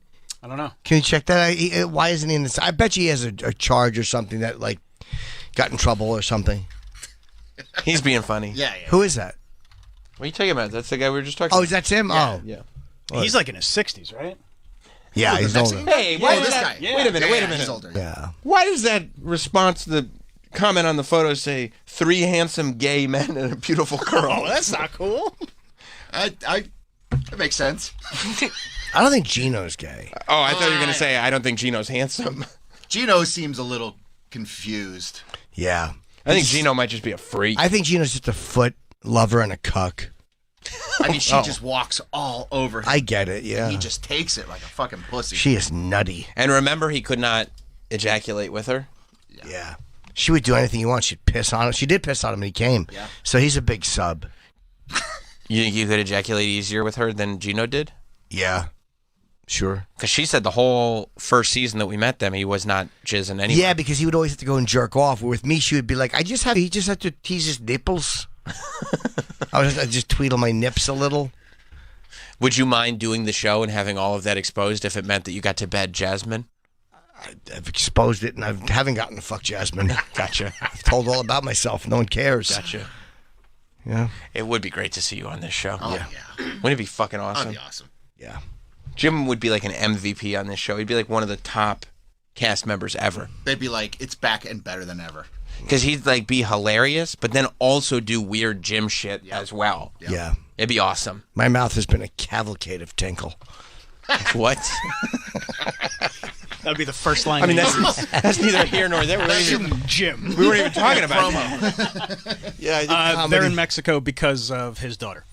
Oh. Armando's daughter. Yeah. But can he come to the Yes, U.S.? he can. Yes. Oh, he does. They moved to Mexico City for a little while, and then they moved back to where they were. But that's the reason why they're not moving to the U.S. Oh, okay, but they have traveled to the U.S. Yes. All right, that's nice. Yeah. Then the OG 90 day starts Sunday. Is it going to be good? Gino and Jasmine. I knew they'd be. Oh, in it. they are? Yes. Of course That's they are. sick. You called that from the beginning. Yeah, the whole lead up. That's this whole thing. Yeah. This whole fucking Kirk crying about her fucking visa. But then they really blew it on the promos. They just show you that she's here. I'm like, why would they waste that moment of wondering if she got They here? don't care. No, but the promos, it was dumb though, because usually they'll lead you in well. But did you tune out when you saw it on the promo? No. But if you're gonna make I'm like, oh, it was an anticlimax. Like it was silly. I don't think they care about having those big moments as much as they do just having you stick through the break. But no, it was for the next episode. Like they ended an episode on something like a cliffhanger, but then blow it in the promos. Here's happens. Yeah, it was so stupid. They said that she was having a problem coming over, and she was on the phone crying. She said, I can't get into the country. I'll never get into the country. And then they show the promo, and she's at the tell-all. And they're like, what are you doing? Oh, so you know she's in the country. Yeah. Right. It was I get what you're saying. It blew it. Totally get what you're saying. Totally disconnected. Gotcha. Yeah. That's dumb. It That's was really dumb. stupid. That's really Because dumb. that would have been a great surprise for her to walk in. Yes. It's just dumb. Yeah. But anyway, I'll watch part 2 of the promo probably later today. I love that it's on Max now. Me too. Me too. It's all there. Yep. Yeah. Yeah, Max turned out to be very good. Yeah, I agree. Yeah, it got real confusing on other apps and stuff like that.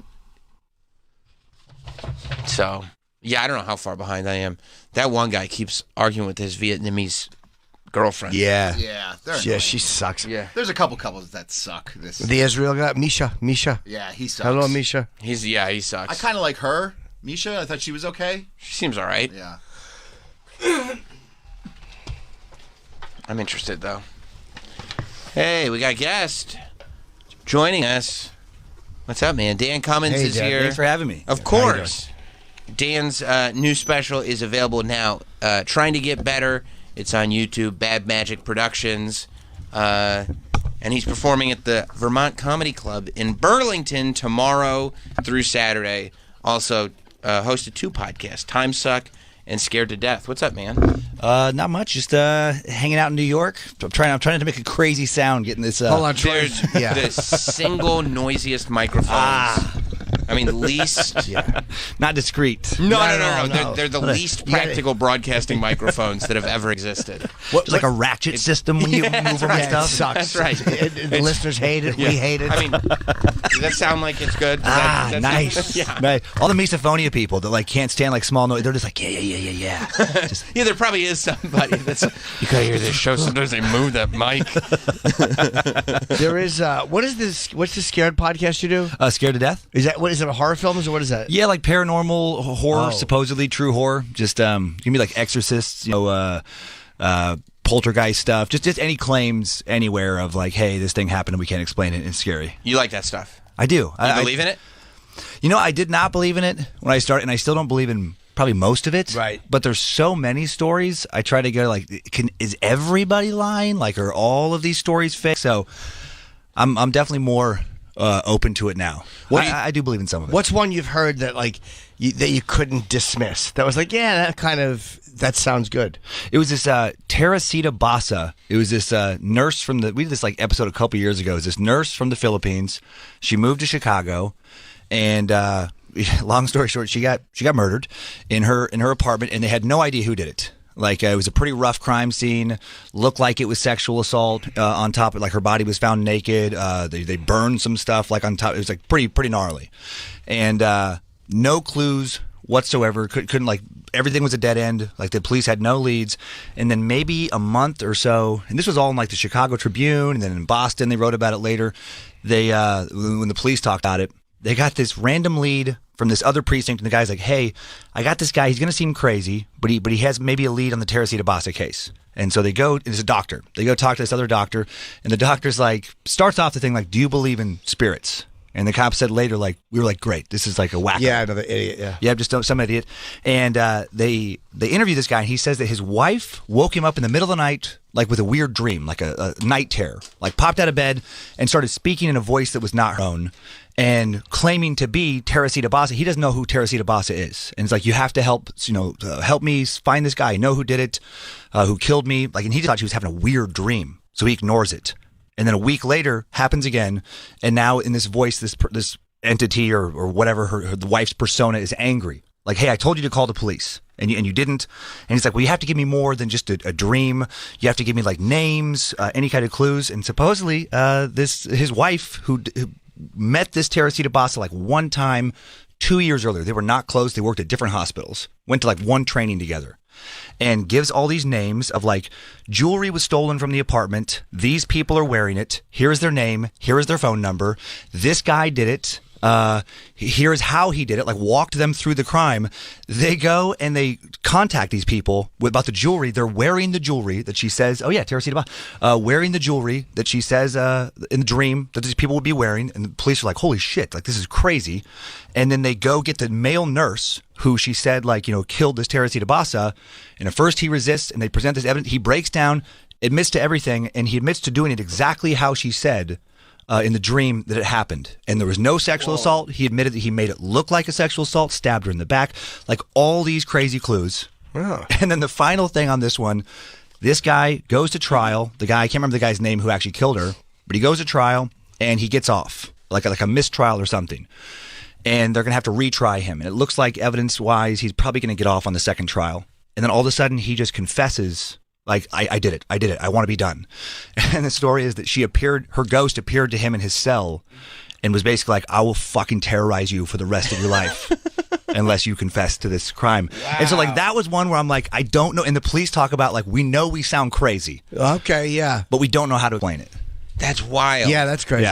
Yeah, that's what it always, there's always like one, you go through so many and it's like, well, clearly this is explainable here. This is explainable there. And then you get one story like this where you're like, how else would that have happened? And I haven't had like an intense one at all, but I've had one little one that to this day I'm like, I just don't know how to explain it. And it was the Rainbow Room on the Sunset Strip in LA. Yeah. Having dinner there, I don't know, like an early dinner, 5 o'clock or something. There's not many people in there. And I'm sure you guys have been, it's like there's that bathroom upstairs on the second floor, small bathroom, not that many people. Well, waiting for a friend to show up, go use the bathroom and get like a weird, I don't know, feeling from this dude walking down the stairs. Just kind of creeped me out. But yeah, whatever. A lot of weird people in LA. And go use the bathroom. While I'm using the bathroom, I notice that the water is on right when you walk in. It's like 2 urinals, 1 stall. You walk in, it's a very small bathroom. Tiny. Yeah, tiny. You would know if anybody else was in there. Sure. And the water's on in the sink right by the door, and it's steaming hot. And just my weird brain, I'm like, well, that's a lawsuit waiting to happen. Like, what kind of idiot lets the water get that hot in the sink? And I'm anal where I'm like, I would have turned that water off. Sure. Had I noticed that. And I just thought that was weird. It kind of had a weird, not a big deal. And then I turn it off, and I try to get it to be that hot again, to see the steam again. I'm like, that's just weird they would let it get that hot. And I can't replicate it. So I go downstairs. Waitress walks by. I was like, hey. I go, I've never asked anybody this in my life, but is this place haunted? And she goes, oh, yeah. And I go, well, I was upstairs. And then she cut me off. She goes, the water turned on by itself in the bathroom. And that just freaked me out because I'm like, how the fuck would you know that? Yeah, and like Dio was thirsty. Dio likes it hot. They say that about, and I know the bathroom you mean. I've been there many times. The Rainbow Room. Exactly. It's that little second floor like landing riser area. Yeah. Yep. They say that about the Comedy Store. Like there are a lot of people. You know, they built a podcast studio in the basement, and there were people that wouldn't even go down there. Really? Because they were like, because that was like it was an old like Mafia hangout before it was the Comedy Store. Yeah. And like those rooms down there were torture rooms. Oh my God! Like, really? Mafia would In bring the bottom people, of the Comedy Store? Yes, they're concrete rooms, like they're soundproof. That's why they can do podcasts out there. So like they would apparently bring people down there to either get them to talk or have explained to them why they shouldn't be talking. Man, my messed up brain. I'm like, that'd be a great place to record Scared to Death. Just feel that terrible energy. Yeah. Just like get a little like creeped out. I did the podcast down there. I did. Eleanor hosted it, and I forget who else was with her, but I didn't get any weird feeling. But but it was in the middle of something else happening, so maybe I just was like not ready for a weird. I recorded a wrestling podcast down there, and nothing, right? No, I was all jazzed up about WrestleMania though. Yeah, so it was probably a different deal. It probably was a haunted shit vibe, and you just didn't catch it. I was just thinking about Roman Reigns. Yeah, I understand. I want to believe in that stuff. I want to. I can't. Yeah. Like I just. I get bummed out like when I start reading about the Warrens. You know? Yeah, Ed and Lorraine Warren. Yeah, because like you watch the Conjuring movies, right? Up until the later ones, where it's like these have gotten real bad. Yeah. But like the first couple, I thought were great. Were great. And then that one in England, like where the girl is like levitating and stuff. Yeah. And then I'm like, oh, it's based on a true story. This is crazy. And then you look up the true story, and it was like this was immediately debunked. I know that one. I can't remember the name of that one, but there were some skeptics who were like, no, they were faking that, and there was like weird pictures. That was the one where like the girl's up in the bedroom, and they were like, yeah, she's clearly jumping. Yeah. Do you have that picture? I'd love to see that. Yeah, there's like a girl. It's like from it's the Ed and Lorraine Warren levitating girl. That might get you the result. I can't remember the name of that poltergeist. Yeah, but it was like a fairly famous case of theirs. And in the movies, there it was. Yep. See, in the movie, they were like, this is clearly a real ghost that has just haunted the shit out of this house. But then you like look it up, and there's all these articles going like, that's a girl jumping off her bed. Yeah, she doesn't look like she's no one levitates like that. Like they're bracing for the fucking land. Well, they're saying they were like a poltergeist is throwing her. It is a bummer where there's like so many of the stories are just like cartoonish that I feel like it just invalidates a lot of the other ones. Because I'm very skeptical too, and like when I started, I was like, I don't know, and I hadn't had any experiences at all like that, and I'm like, I don't know about this. And then as we look into it, I do feel it's almost like fishing tails or something, where it's like, did you really catch a 24-inch trout? Right. Or did you catch an 8-inch trout? And Right. then you just like added a bunch of details in your mind. And then you're hoping there's one big fish story where you realize it was all true. Right. Yeah. Right. And it is, and I am aware that, like, it's never been replicated in a lab. They've had these psychical institutes that have tried to, like, recreate, paranormal abilities or some kind of paranormal experience in like a laboratory setting to document it. And I do think it's pretty frustrating that you can't just get a picture. Just take one good video. Just one good one. Just like with aliens, I think the same thing. Just get one good spaceship on camera. The Amazing Randy was offering $1 million, I think, at one point for any type of paranormal. He was a real buzzkill. That Amazing he Randy. wrecked everything. Oh, what a bummer Amazing Randy was. But the best. He was just wanted it to be true so bad. Yeah. But it had to be proven to him. Who was that? The molesting karate instructor who he fucking set up those little. The guy would move pages and he was really good at it. Oh, that one was tough. And then the Amazing Randy comes in with his fucking shit idea, and he takes all these little packing peanuts and lays them out, and because the guy had been blowing with his nose, so Randy knew that he wouldn't be able to do it with the peanuts there because they would all blow all over the place. That's amazing. He was just great. Yeah. And who was the other guy who bent spoons? Oh, that was Uri Geller. Uri Geller. But he's very litigious, so you can't say that anything like he's not real. I don't know if he's real or not. But He's it was very not litigious. a great television performance. Oh, that's right. On the Tonight Show. Yep. Tried to do nothing. Not a great television performance, that's for sure. Harry Houdini started all that. Like he was the guy like busting people's balls as far as like because he was so exposing them.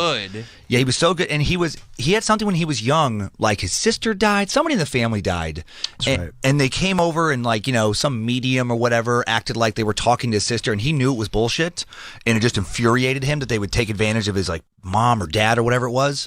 And then later he would skip his own gigs. He would like sometimes miss his gigs to go debunk some awesome. tour. Yeah, and because his brain was so good at being like knowing how tricks work. Like, no, she's doing this over here with her leg while this is happening. That's like the Prestige.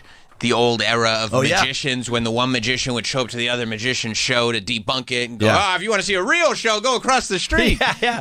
He also promised, if there's any way to communicate back, I will. Like his wife would. He promised. A code like word, some kind of word that the person was supposed to say that only she knew. That's right. And then she said it never happened. Yeah. That's what made him so great, though, that he was like, no, I'm doing like tricks. I'm not some like magical, spiritual, like. Yeah, I'm doing tricks. I know how to do tricks. That debunking thing is kind of why we started Scared to Death. Timesuck was the first podcast, and I approach it very analytically. And I would try to do some horror episodes like Amityville and certain ones. Yeah. And it just wasn't fun. Just being like, nope. Yeah, because wasn't Amityville like he was faking it, right? Well, that one actually, I probably should have better. George Lutz. George Lutz was the guy. Yeah, who came in. Yeah, they think there was people faking like the family that moved in after the murders. Ronnie DeFeo, killed his family. Yeah, but that Ronnie Butch DeFeo. Yeah. What's weird about that murder though, when he killed his family, he used this Marlin rifle, and you can find YouTube videos of like people shooting the caliber rifle that he shot like his family to death with. It's not like a .22. It's not like a little pop. It's like a decent sound. Yeah. And what's weird about that is they didn't find drugs when they did toxicology in any of the people's bodies. Like they've been drugged and then shot, and that's why they didn't pop up. He went from like room to room and killed them in their sleep. It's like, how after the first loud gunshot do you not at least sit up in your bed? Right. Yeah. And so that one weirds me out. And he never had that. It was never sort of demons. Is he still alive or is he dead? Did he die recently? I don't know. He's been in jail this He's been whole in jail time. the whole time. Yeah. Bad Boy Ronnie, I think they called him. Yeah. They do not like. 2021. Oh, 21. Okay. They do not like it, by the way, when you go over there and try to find his house. No, I fucked up. I've done that you too. Did that? I drove by and I stopped and I beeped and it was 2 a.m. Okay. I figured they'd love it. No, hello, demons. My wife and I like realized we were close by at one point, and I was like, "Oh, like we're early where we were going. Let's Google Map this and like go." And so we went, but I was like, because the house is in a different position, like you're looking for those iconic windows. Yeah. But they're actually on the side. Yes. Yeah. Right. So like. Yeah. You don't see it right away. So like I'm driving really slow. Yeah, and like looking out the window and stuff. Right. Looking for like a little face up there or something, little yes, the pig. Jody the pig. Wait, everybody who lives in the neighborhood knows what we're doing. And so, like, I'm looking at people on the sidewalk just glaring into our car, like, you fucking get out of here. Yeah. It'd be great if they, like, leaned into it sometimes. Like, as you're looking at the window, they come to the other side. Boom, motherfucker! Just like, it's like, get out of here. Yeah, they really are. It is an iconic side view of a house, though. Yes. The Amityville Horror House is. Did they change it? You can still completely tell what it is. Yeah, those it's changed windows a were- little bit. I think it's a different color, but like, yeah, the shape and the windows. Yeah, you know those what two you see windows it. at the top look like eyes. Yeah. They changed the windows. They're not.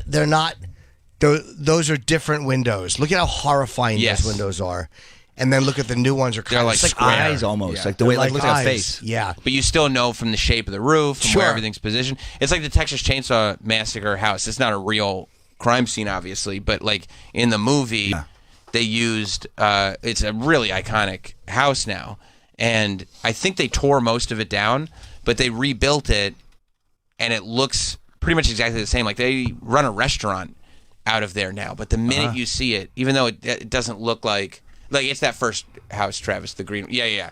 Like if you've seen Texas Chainsaw Massacre, you know instantly that's the window she jumped out of. That's the door they go. I mean, it looks architecturally exactly the same. and when you go to see The Exorcist, You see that now it's a restaurant. Yeah.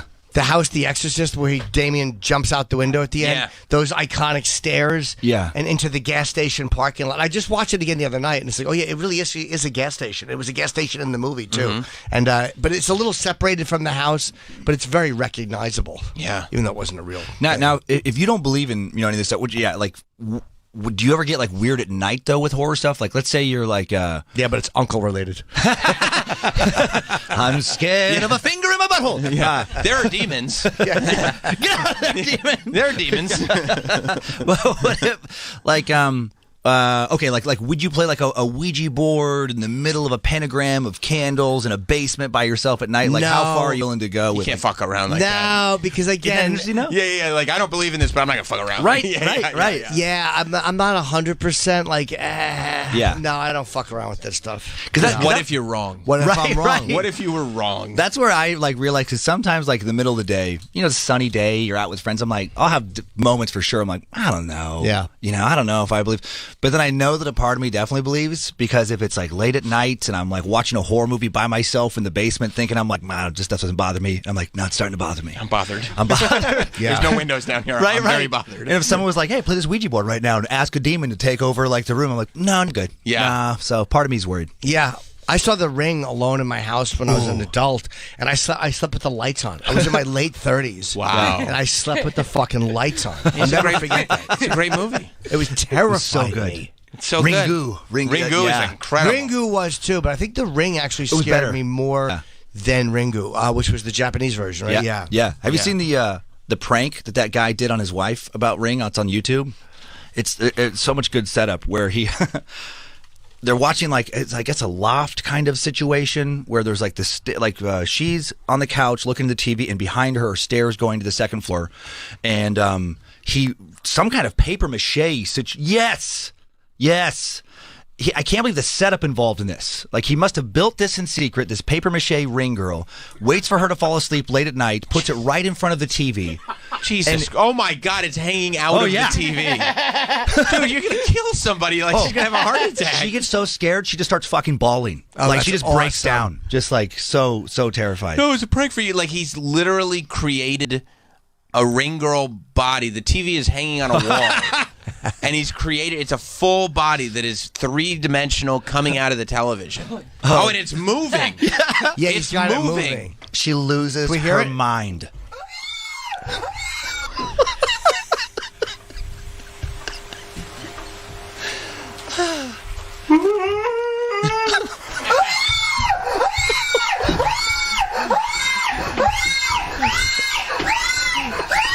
She's squealing. Oh, my God. She's had like a psychotic break. Yeah, because like it's so, and the lights are off, and it's backlit from the TV screen, so you can't see the detail.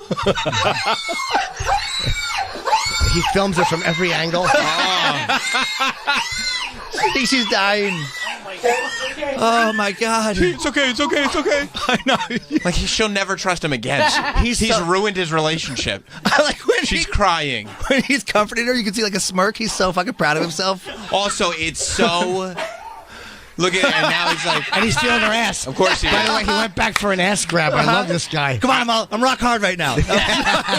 Yeah. I scared you, and now I'll comfort you. Let's keep feeling It's her so rump. abusive. I never scare my wife hardly because she gets so mad about being scared. But one time we came back from some horror movie, and I can't remember which one. One of the Conjuring ones, I think. And she scared me, so I felt like I had a green light, like she spooked me. Sure. And I've never seen somebody in real life react this way. But I hid like down in the basement, like and waited for her to like think she was safe. Like she came around the corner and just give her the like this big thing, and she did a weird like cartoon double step backwards, like and then like back, and then just tears, and then just started weeping, and then started laughing like I don't even know why I'm crying. I don't know what's happening with my body right now. Yeah, a good jump scare. I still say that's a slow build up to a jump scare and then a jump scare. There's really nothing worse than a jump scare. It's terrifying. Yeah. Sucks. Yeah. Yeah, they've gotten good at the fake out jump scare. Like when you know, like it's like when the mirrors open, the medicine cabinet, and you're like, there's something on the other side, and the music builds, and there's nothing. Yeah. And then they get you like 3 seconds later. With no music. Yeah. Then the mirror closes and you see the person behind them. And you're like, oh, that blows. There's a Babadook behind it. Ooh, that was a good one. Babadook's really good. Yeah. Did you ever see Babadook? I did not. It's like Australian or something, Yes, right? it's great. Babadook's awesome. James Wan is a really good jump scare director, like the guy who did like the first Saw, and he did Conjuring stuff like that. He has a good like unpredictable rhythm. Yeah. Where sometimes I'll get in that headspace. I'm like, okay, you're not gonna give me. Like I'm gonna see it. It's a challenge. No, I tense up. And I'm like, no, I'm good. And then like right when you least expect, I'm like, God damn it, James Wan. That old lady on the fucking top of the bureau in Conjuring, the old lady staring down at the bed. You didn't like that? Awful. Yeah. Fucking awful. Like, no, I didn't like it. like awful, like Scared me. Yeah, it did. Yeah, it scared me. Wow. Insidious really creeped me out. Me too, until they showed the fucking stupid demon in his own workshop. Boy, did that fucking movie come apart. With, let me make myself a weapon. What a douchey fucking ending to a terrifying film. You thought that should have been left to the imagination? Despised the demon. He was a cornball. He was like a kid in a Halloween costume. But it did terrify me up until then. Yeah, 'cause there was that the face in the mirror. That one little moment where like Patrick Wilson is looking towards the camera, and you see that little red face pop up in the mirror behind him. That one really got me from Insidious. I don't remember that part. That demon-y guy. It was like a female demon monster thing, but it was played by a guy. And I actually he worked out at the same gym I worked at in Santa Monica at that time. And it was such a random thing. Like I put it together. He's pretty, quite a bit older. And then it became clear when we were talking, he was like hitting on me and then I like looked him up later, and I'm like, I just got hit on by the Insidious demon. Oh, you should let him blow you. What a great story. It would have been worth it. Absolutely. Just taking it for the story? Absolutely. I just got fucked in the ass by the Insidious demon. I got jerked off by the Slender Man from part 2. Yeah, that's that movie completely disappointed me because it was so scary, and the door being open, he just comes out and the front door is open. Yeah. Really horrifying, uncomfortable shit. And then they blew it when they show that asshole sharpening his. It's like, oh my God, is that not frightening at all? You'll be happy to know that Miramax, I want to say, is apparently getting ready to sell is selling the rights to Halloween. So we're gearing up for another Halloween reboot. First of all, it's the Weinstein Company in here, as you know. I'm sorry. Yeah. Put some respect on it. Absolutely. Yeah, we're getting more Halloweens, I think. The future of Halloween, they're currently shopping the rights for film and TV. I wouldn't be surprised if they do a series because Chucky did so well. That franchise, man, it's just like never. And I will say, like, it's not like it was fizzling for a while, but it's like they've kind of, I don't know, there's something about Michael Myers as opposed to like Freddy Krueger or Jason Voorhees from those slasher flicks of that era that is like, I don't know, more durable. He's not as...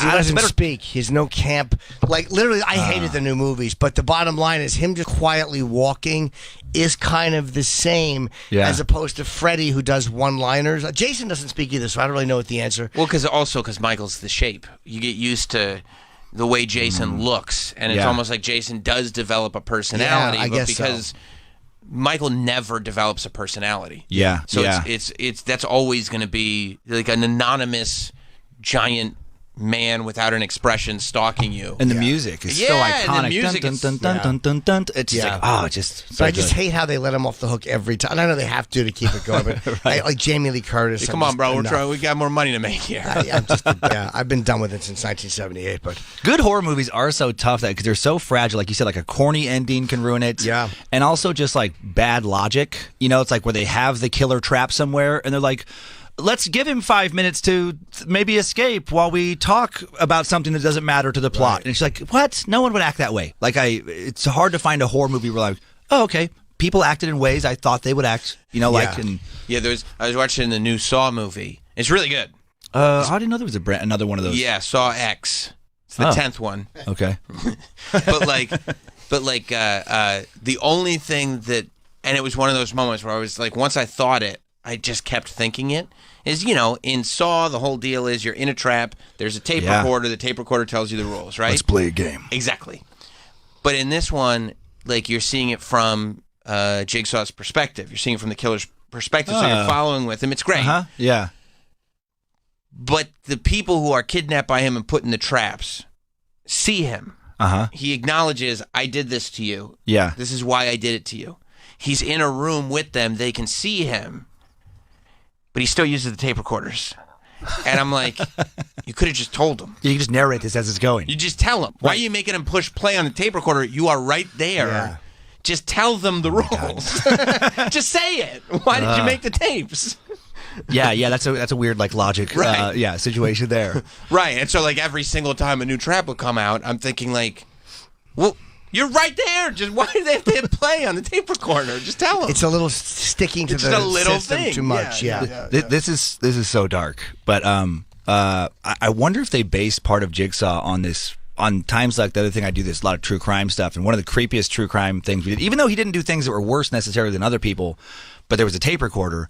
There was this guy David Parker Ray, the toy box killer. Yeah. Did he have a tractor trailer? Yeah, he had the trailer, and it was like a sex torture. That's right. He would torture them on the trailer. Yeah. And when he would kidnap women or get like sex workers, and then drug them, and then they would wake up in the stirrups situation, get up inside this trailer. My dad has a mustache like that.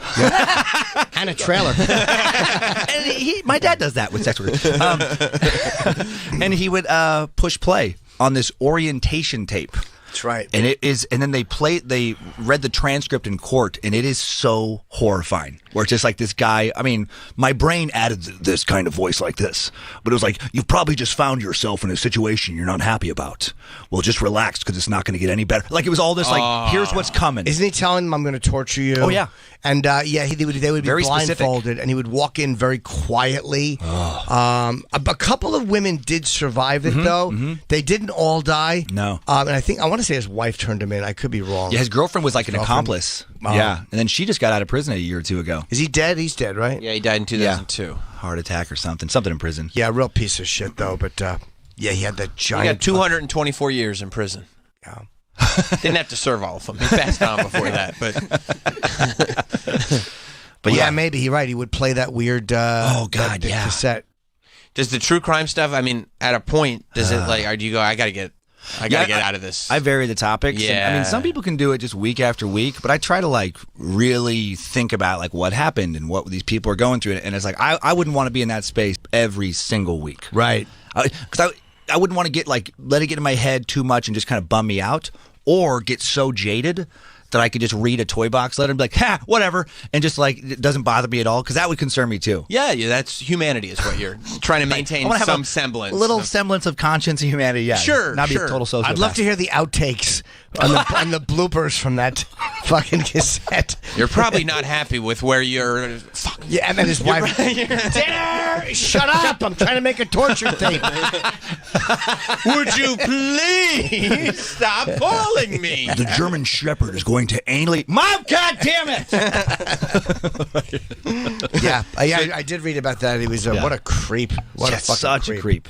That's for Time Suck, right? Mm-hmm. So, like for Time Suck, you just take any topic and we'll just spend a week or so researching. Like crazy. Yeah, just a bunch of. We have a little team of researchers now, so now somebody else will do preliminary research, hand it out to me. I'll go over everything they did, watch some docs, and then add a bunch of research and thoughts. It's Normally, it'd be like a two-person setup where one person would tell the story, another person would react. But I have to spend more time since I'm the reactor and the storyteller with that. Just where we live. When we moved to Coeur d'Alene, I just knew I wouldn't have a co-host like where we were there. And so heavy research and can be on like a interesting person from history. Cults are especially fascinating to me, so we've done a ton of cults and fair amount of true crime, conspiracies. Kind of ran out of those. I got to find some new ones. Yeah, but there's only so many. Mm-hmm. And some of them it's tough. Like, and I don't know how people do this with true crime only, where it's like there's a lot of tropes. So it's like you run into a lot of the same things. Yeah. And with the conspiracies, it's like, okay, here's why this is not true again. And it's the same reason that the last one wasn't true, and it's essentially. Right. It's weird with the conspiracies, and I didn't know this before I dug in. Almost all of them, if you trace them back far enough, like where is the root of the fear? It's some satanic cabal. It's a mix of fear of Satanists and a misunderstanding of what Satanists even are. And then also anti-Semitism. It's like this protocols of the elders of Zion. It just goes back to this fear of a Jewish cabal who are also satanic, who are ruling the world. But like the lizard people, all the weird stuff, if you dig in far enough, it just goes back to the same thing 90% of the time. Yeah. Yeah. Yeah. Yeah, and so once you disprove it once, right, or go like, this is what it actually is. Yep.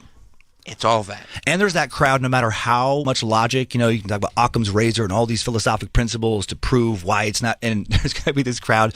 It's the crowd that also is like the flat earth crowd or the Sasquatch has to be real crowd. They're like, yeah, but maybe. Like, it doesn't matter how much evidence. They're like, okay, but were you there? Exactly. No, you can't prove it's not true. Yeah. It's maddening. Yeah, it is maddening. Yeah. We literally had that conversation with him before you walked in, where he was saying things like, show me evidence that it is not true. Yeah. Like, that's tough. I love the hurdles that people will jump to prove that things are true. And it's like, yeah, they're technically right. It's like, okay, I guess that could be true. If you use magical thinking, anything could be true. Could be true. Exactly. Could it be true? Sure. My favorite with the flat earth was somebody was like, okay, but what happens if you go out in the ocean and you reach the edge of the flat earth? Wouldn't you just like go off into space? Mm-hmm. And then they introduced the Pac-Man theory, just like the Pac-Man video game where you go off the side of the screen, you just come in the other side of the screen. That's sick. That's easier to believe than a circle. Yeah, well, it makes more sense. Sure. Have you played Pac-Man? I have, yes. Yeah, perfect it's flat. sense. Yeah, I It's was flat. concerned they were idiots. It's a flat game. You go from one side to the other. It's flat. Sure. Yeah. It's not a circle. That's the way life is. Yeah. Sasquatch, they were like, well, why isn't there any remains of Sasquatch? Well, because he's an interdimensional traveler. So like when he dies, his frequency and vibrations go back down, and then he goes into the other realm where he normally lives. Right. Well, let me ask you this. Yeah. Could he be an interdimensional traveler? He could. Okay. Yeah. That's all I'm saying. You said it. You believe. Not particularly advanced, though. You'd expect more of a technological energy than some hairy asshole running through the fucking forest. Right, like a missing link. Yeah. You'd just think he would have bumbling found. around, stepping in berries. Yeah. Right. I know that is funny. Some poor posture, weird fucking biped in the woods who also is like Star Trek level of like tech understanding. Yeah. It's an interesting mix. Have you made enemies of people who like? Because there are people who believe that stuff very passionately. Oh yeah. And if you get out there and like, hey, today this is what we're talking about. You're telling your audience, here's why this doesn't make sense. Well, I've upset a lot of. I'm surprised Time Suck has lasted as long as it has. Yeah. Because I refuse to take a side on like political things. I refuse to be like, no, the right's great or the left's great. Like I won't like take those sides. I'm just like, okay, here's why there's problems here.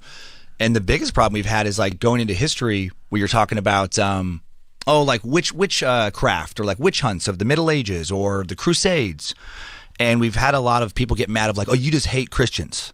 And I'm like, no, that's not what I'm saying. I have Christian friends, but here's what Christianity has done over and over. It's like I can't look at history and just ignore this massive elephant in the room, like the Catholic Church, like that kind of stuff, and like ongoing scandals. They did a recent one where it's like, oh, it's not done. It wasn't just around Boston in the early aughts. It's like still continually. I'm like, here's the history and here's the cover-ups and all this, and then you get people like, oh, you just hate Catholics. No, I hate priests fucking kids. Yeah. It's like I'm against that. I'm pretty against that. But people like it's weird. They just feel personally attacked. What? Because they're priests? No, it's the other thing. The second part is the really bothersome. Part. Yeah. I got in a lot of trouble for defending. We made a donation earlier. We do donations each month from some of our subscription money to North Idaho Pride Alliance, like this. Just people who have been they've gotten a lot of persecution in North Idaho, like the year before, and there's been a bunch of anti kind of gay stuff in North Idaho.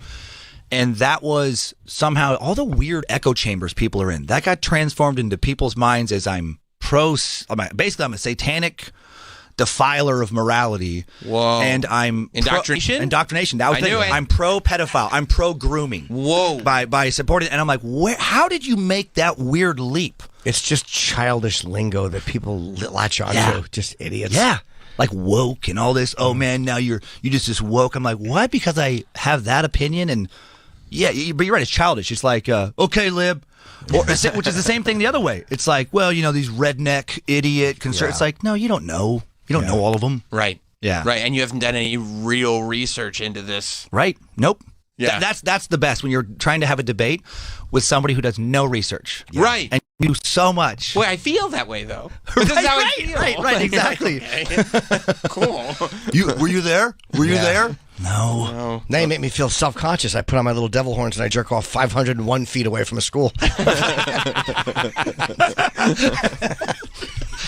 I knew I shouldn't have gotten you that costume.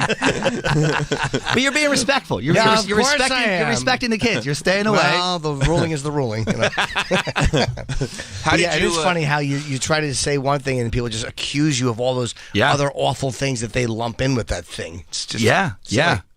How did you go and make the decision to do this as the podcast? A lot of people do not put effort into their podcast, right? They just go like, I can just fuck around for an hour. You're like, no, we can do an intensive research. It was 100% desperation. Huh. It was, I tried some other podcast ideas that didn't work. And it was, I think some people will say like a pessimist or like, oh man, you just don't have enough confidence. It's like, no, I'm just a realist.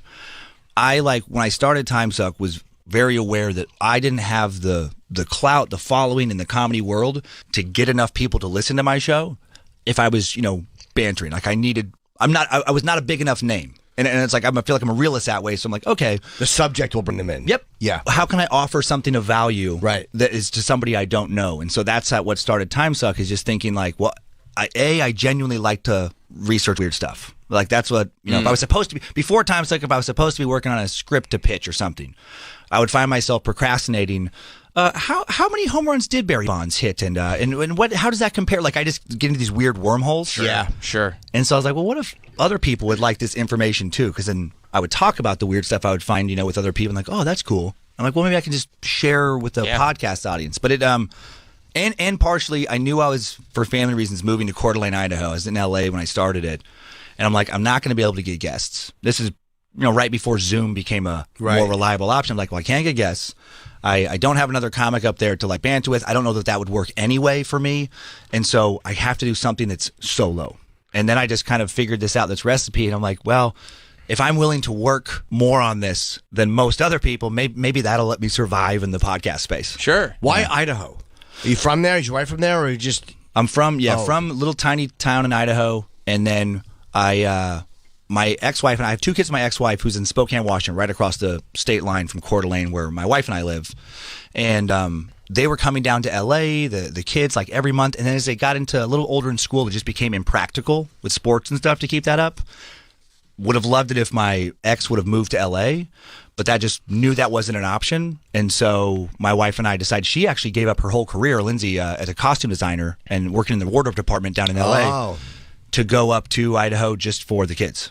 So and then my son just went to college. We got 3 more years for my daughter, and then we won't be in Idaho full time. You can go where you want if you want to go back to. How long ago did you move back? A little over 6 years, I think now, or 7 years actually. I guess kids. I don't have kids, so I guess I don't understand that. Like I would just go, I'll see you when I see you. But I guess it's different when you have kids. They're not just random. No, I know. Humans. Right. I have a very cavalier attitude about it. Sure. I'm sure I'm wrong. Devil may care. Well, sure. When you graduate, invite me. I'm sure I'm around. Yeah, no. Sometimes because they would have been ones that you made. Yeah, understandable. Right. I know it changes you, and like I just don't. Yeah. I don't get it because I haven't experienced it. Mine was like growing up in a divorce household. My dad wasn't around, like for a long chunk, and so a lot of it was like, okay, I don't want to do that. I don't want to repeat that cycle. When you were going through that, were you like, okay, well, if we're gonna split, I know when it's not good. So I need to figure out how to do this the right way for the kids. Exactly. Yeah. And so, we did make that decision where it's like, it was great. If Time Suck wouldn't have worked, Lindsay, my wife, she went into real estate after we got up there a little while. And my plan, I was probably like a year away from just saying goodbye to comedy, because I wasn't able to I was getting booked in lots of clubs, but most of the room was paper or half. Yeah. And I was like, I've been doing it at that point, I don't know, 16, 17 years. I'm, 40 years old. And I'm like, if this doesn't work, and where I'm at, it's probably just not going to, just being a realist, going to work. Right. And so I was 6 months away from just trying to be a realtor. And is that what you wanted to do? Just getting into real estate or I didn't know what else to, I was like, oh, maybe I could do that. I could I don't know, talk to people or something. I'd follow my, Lindsay's getting experience there. Next to that, it was Best Buy or Starbucks. So, wow.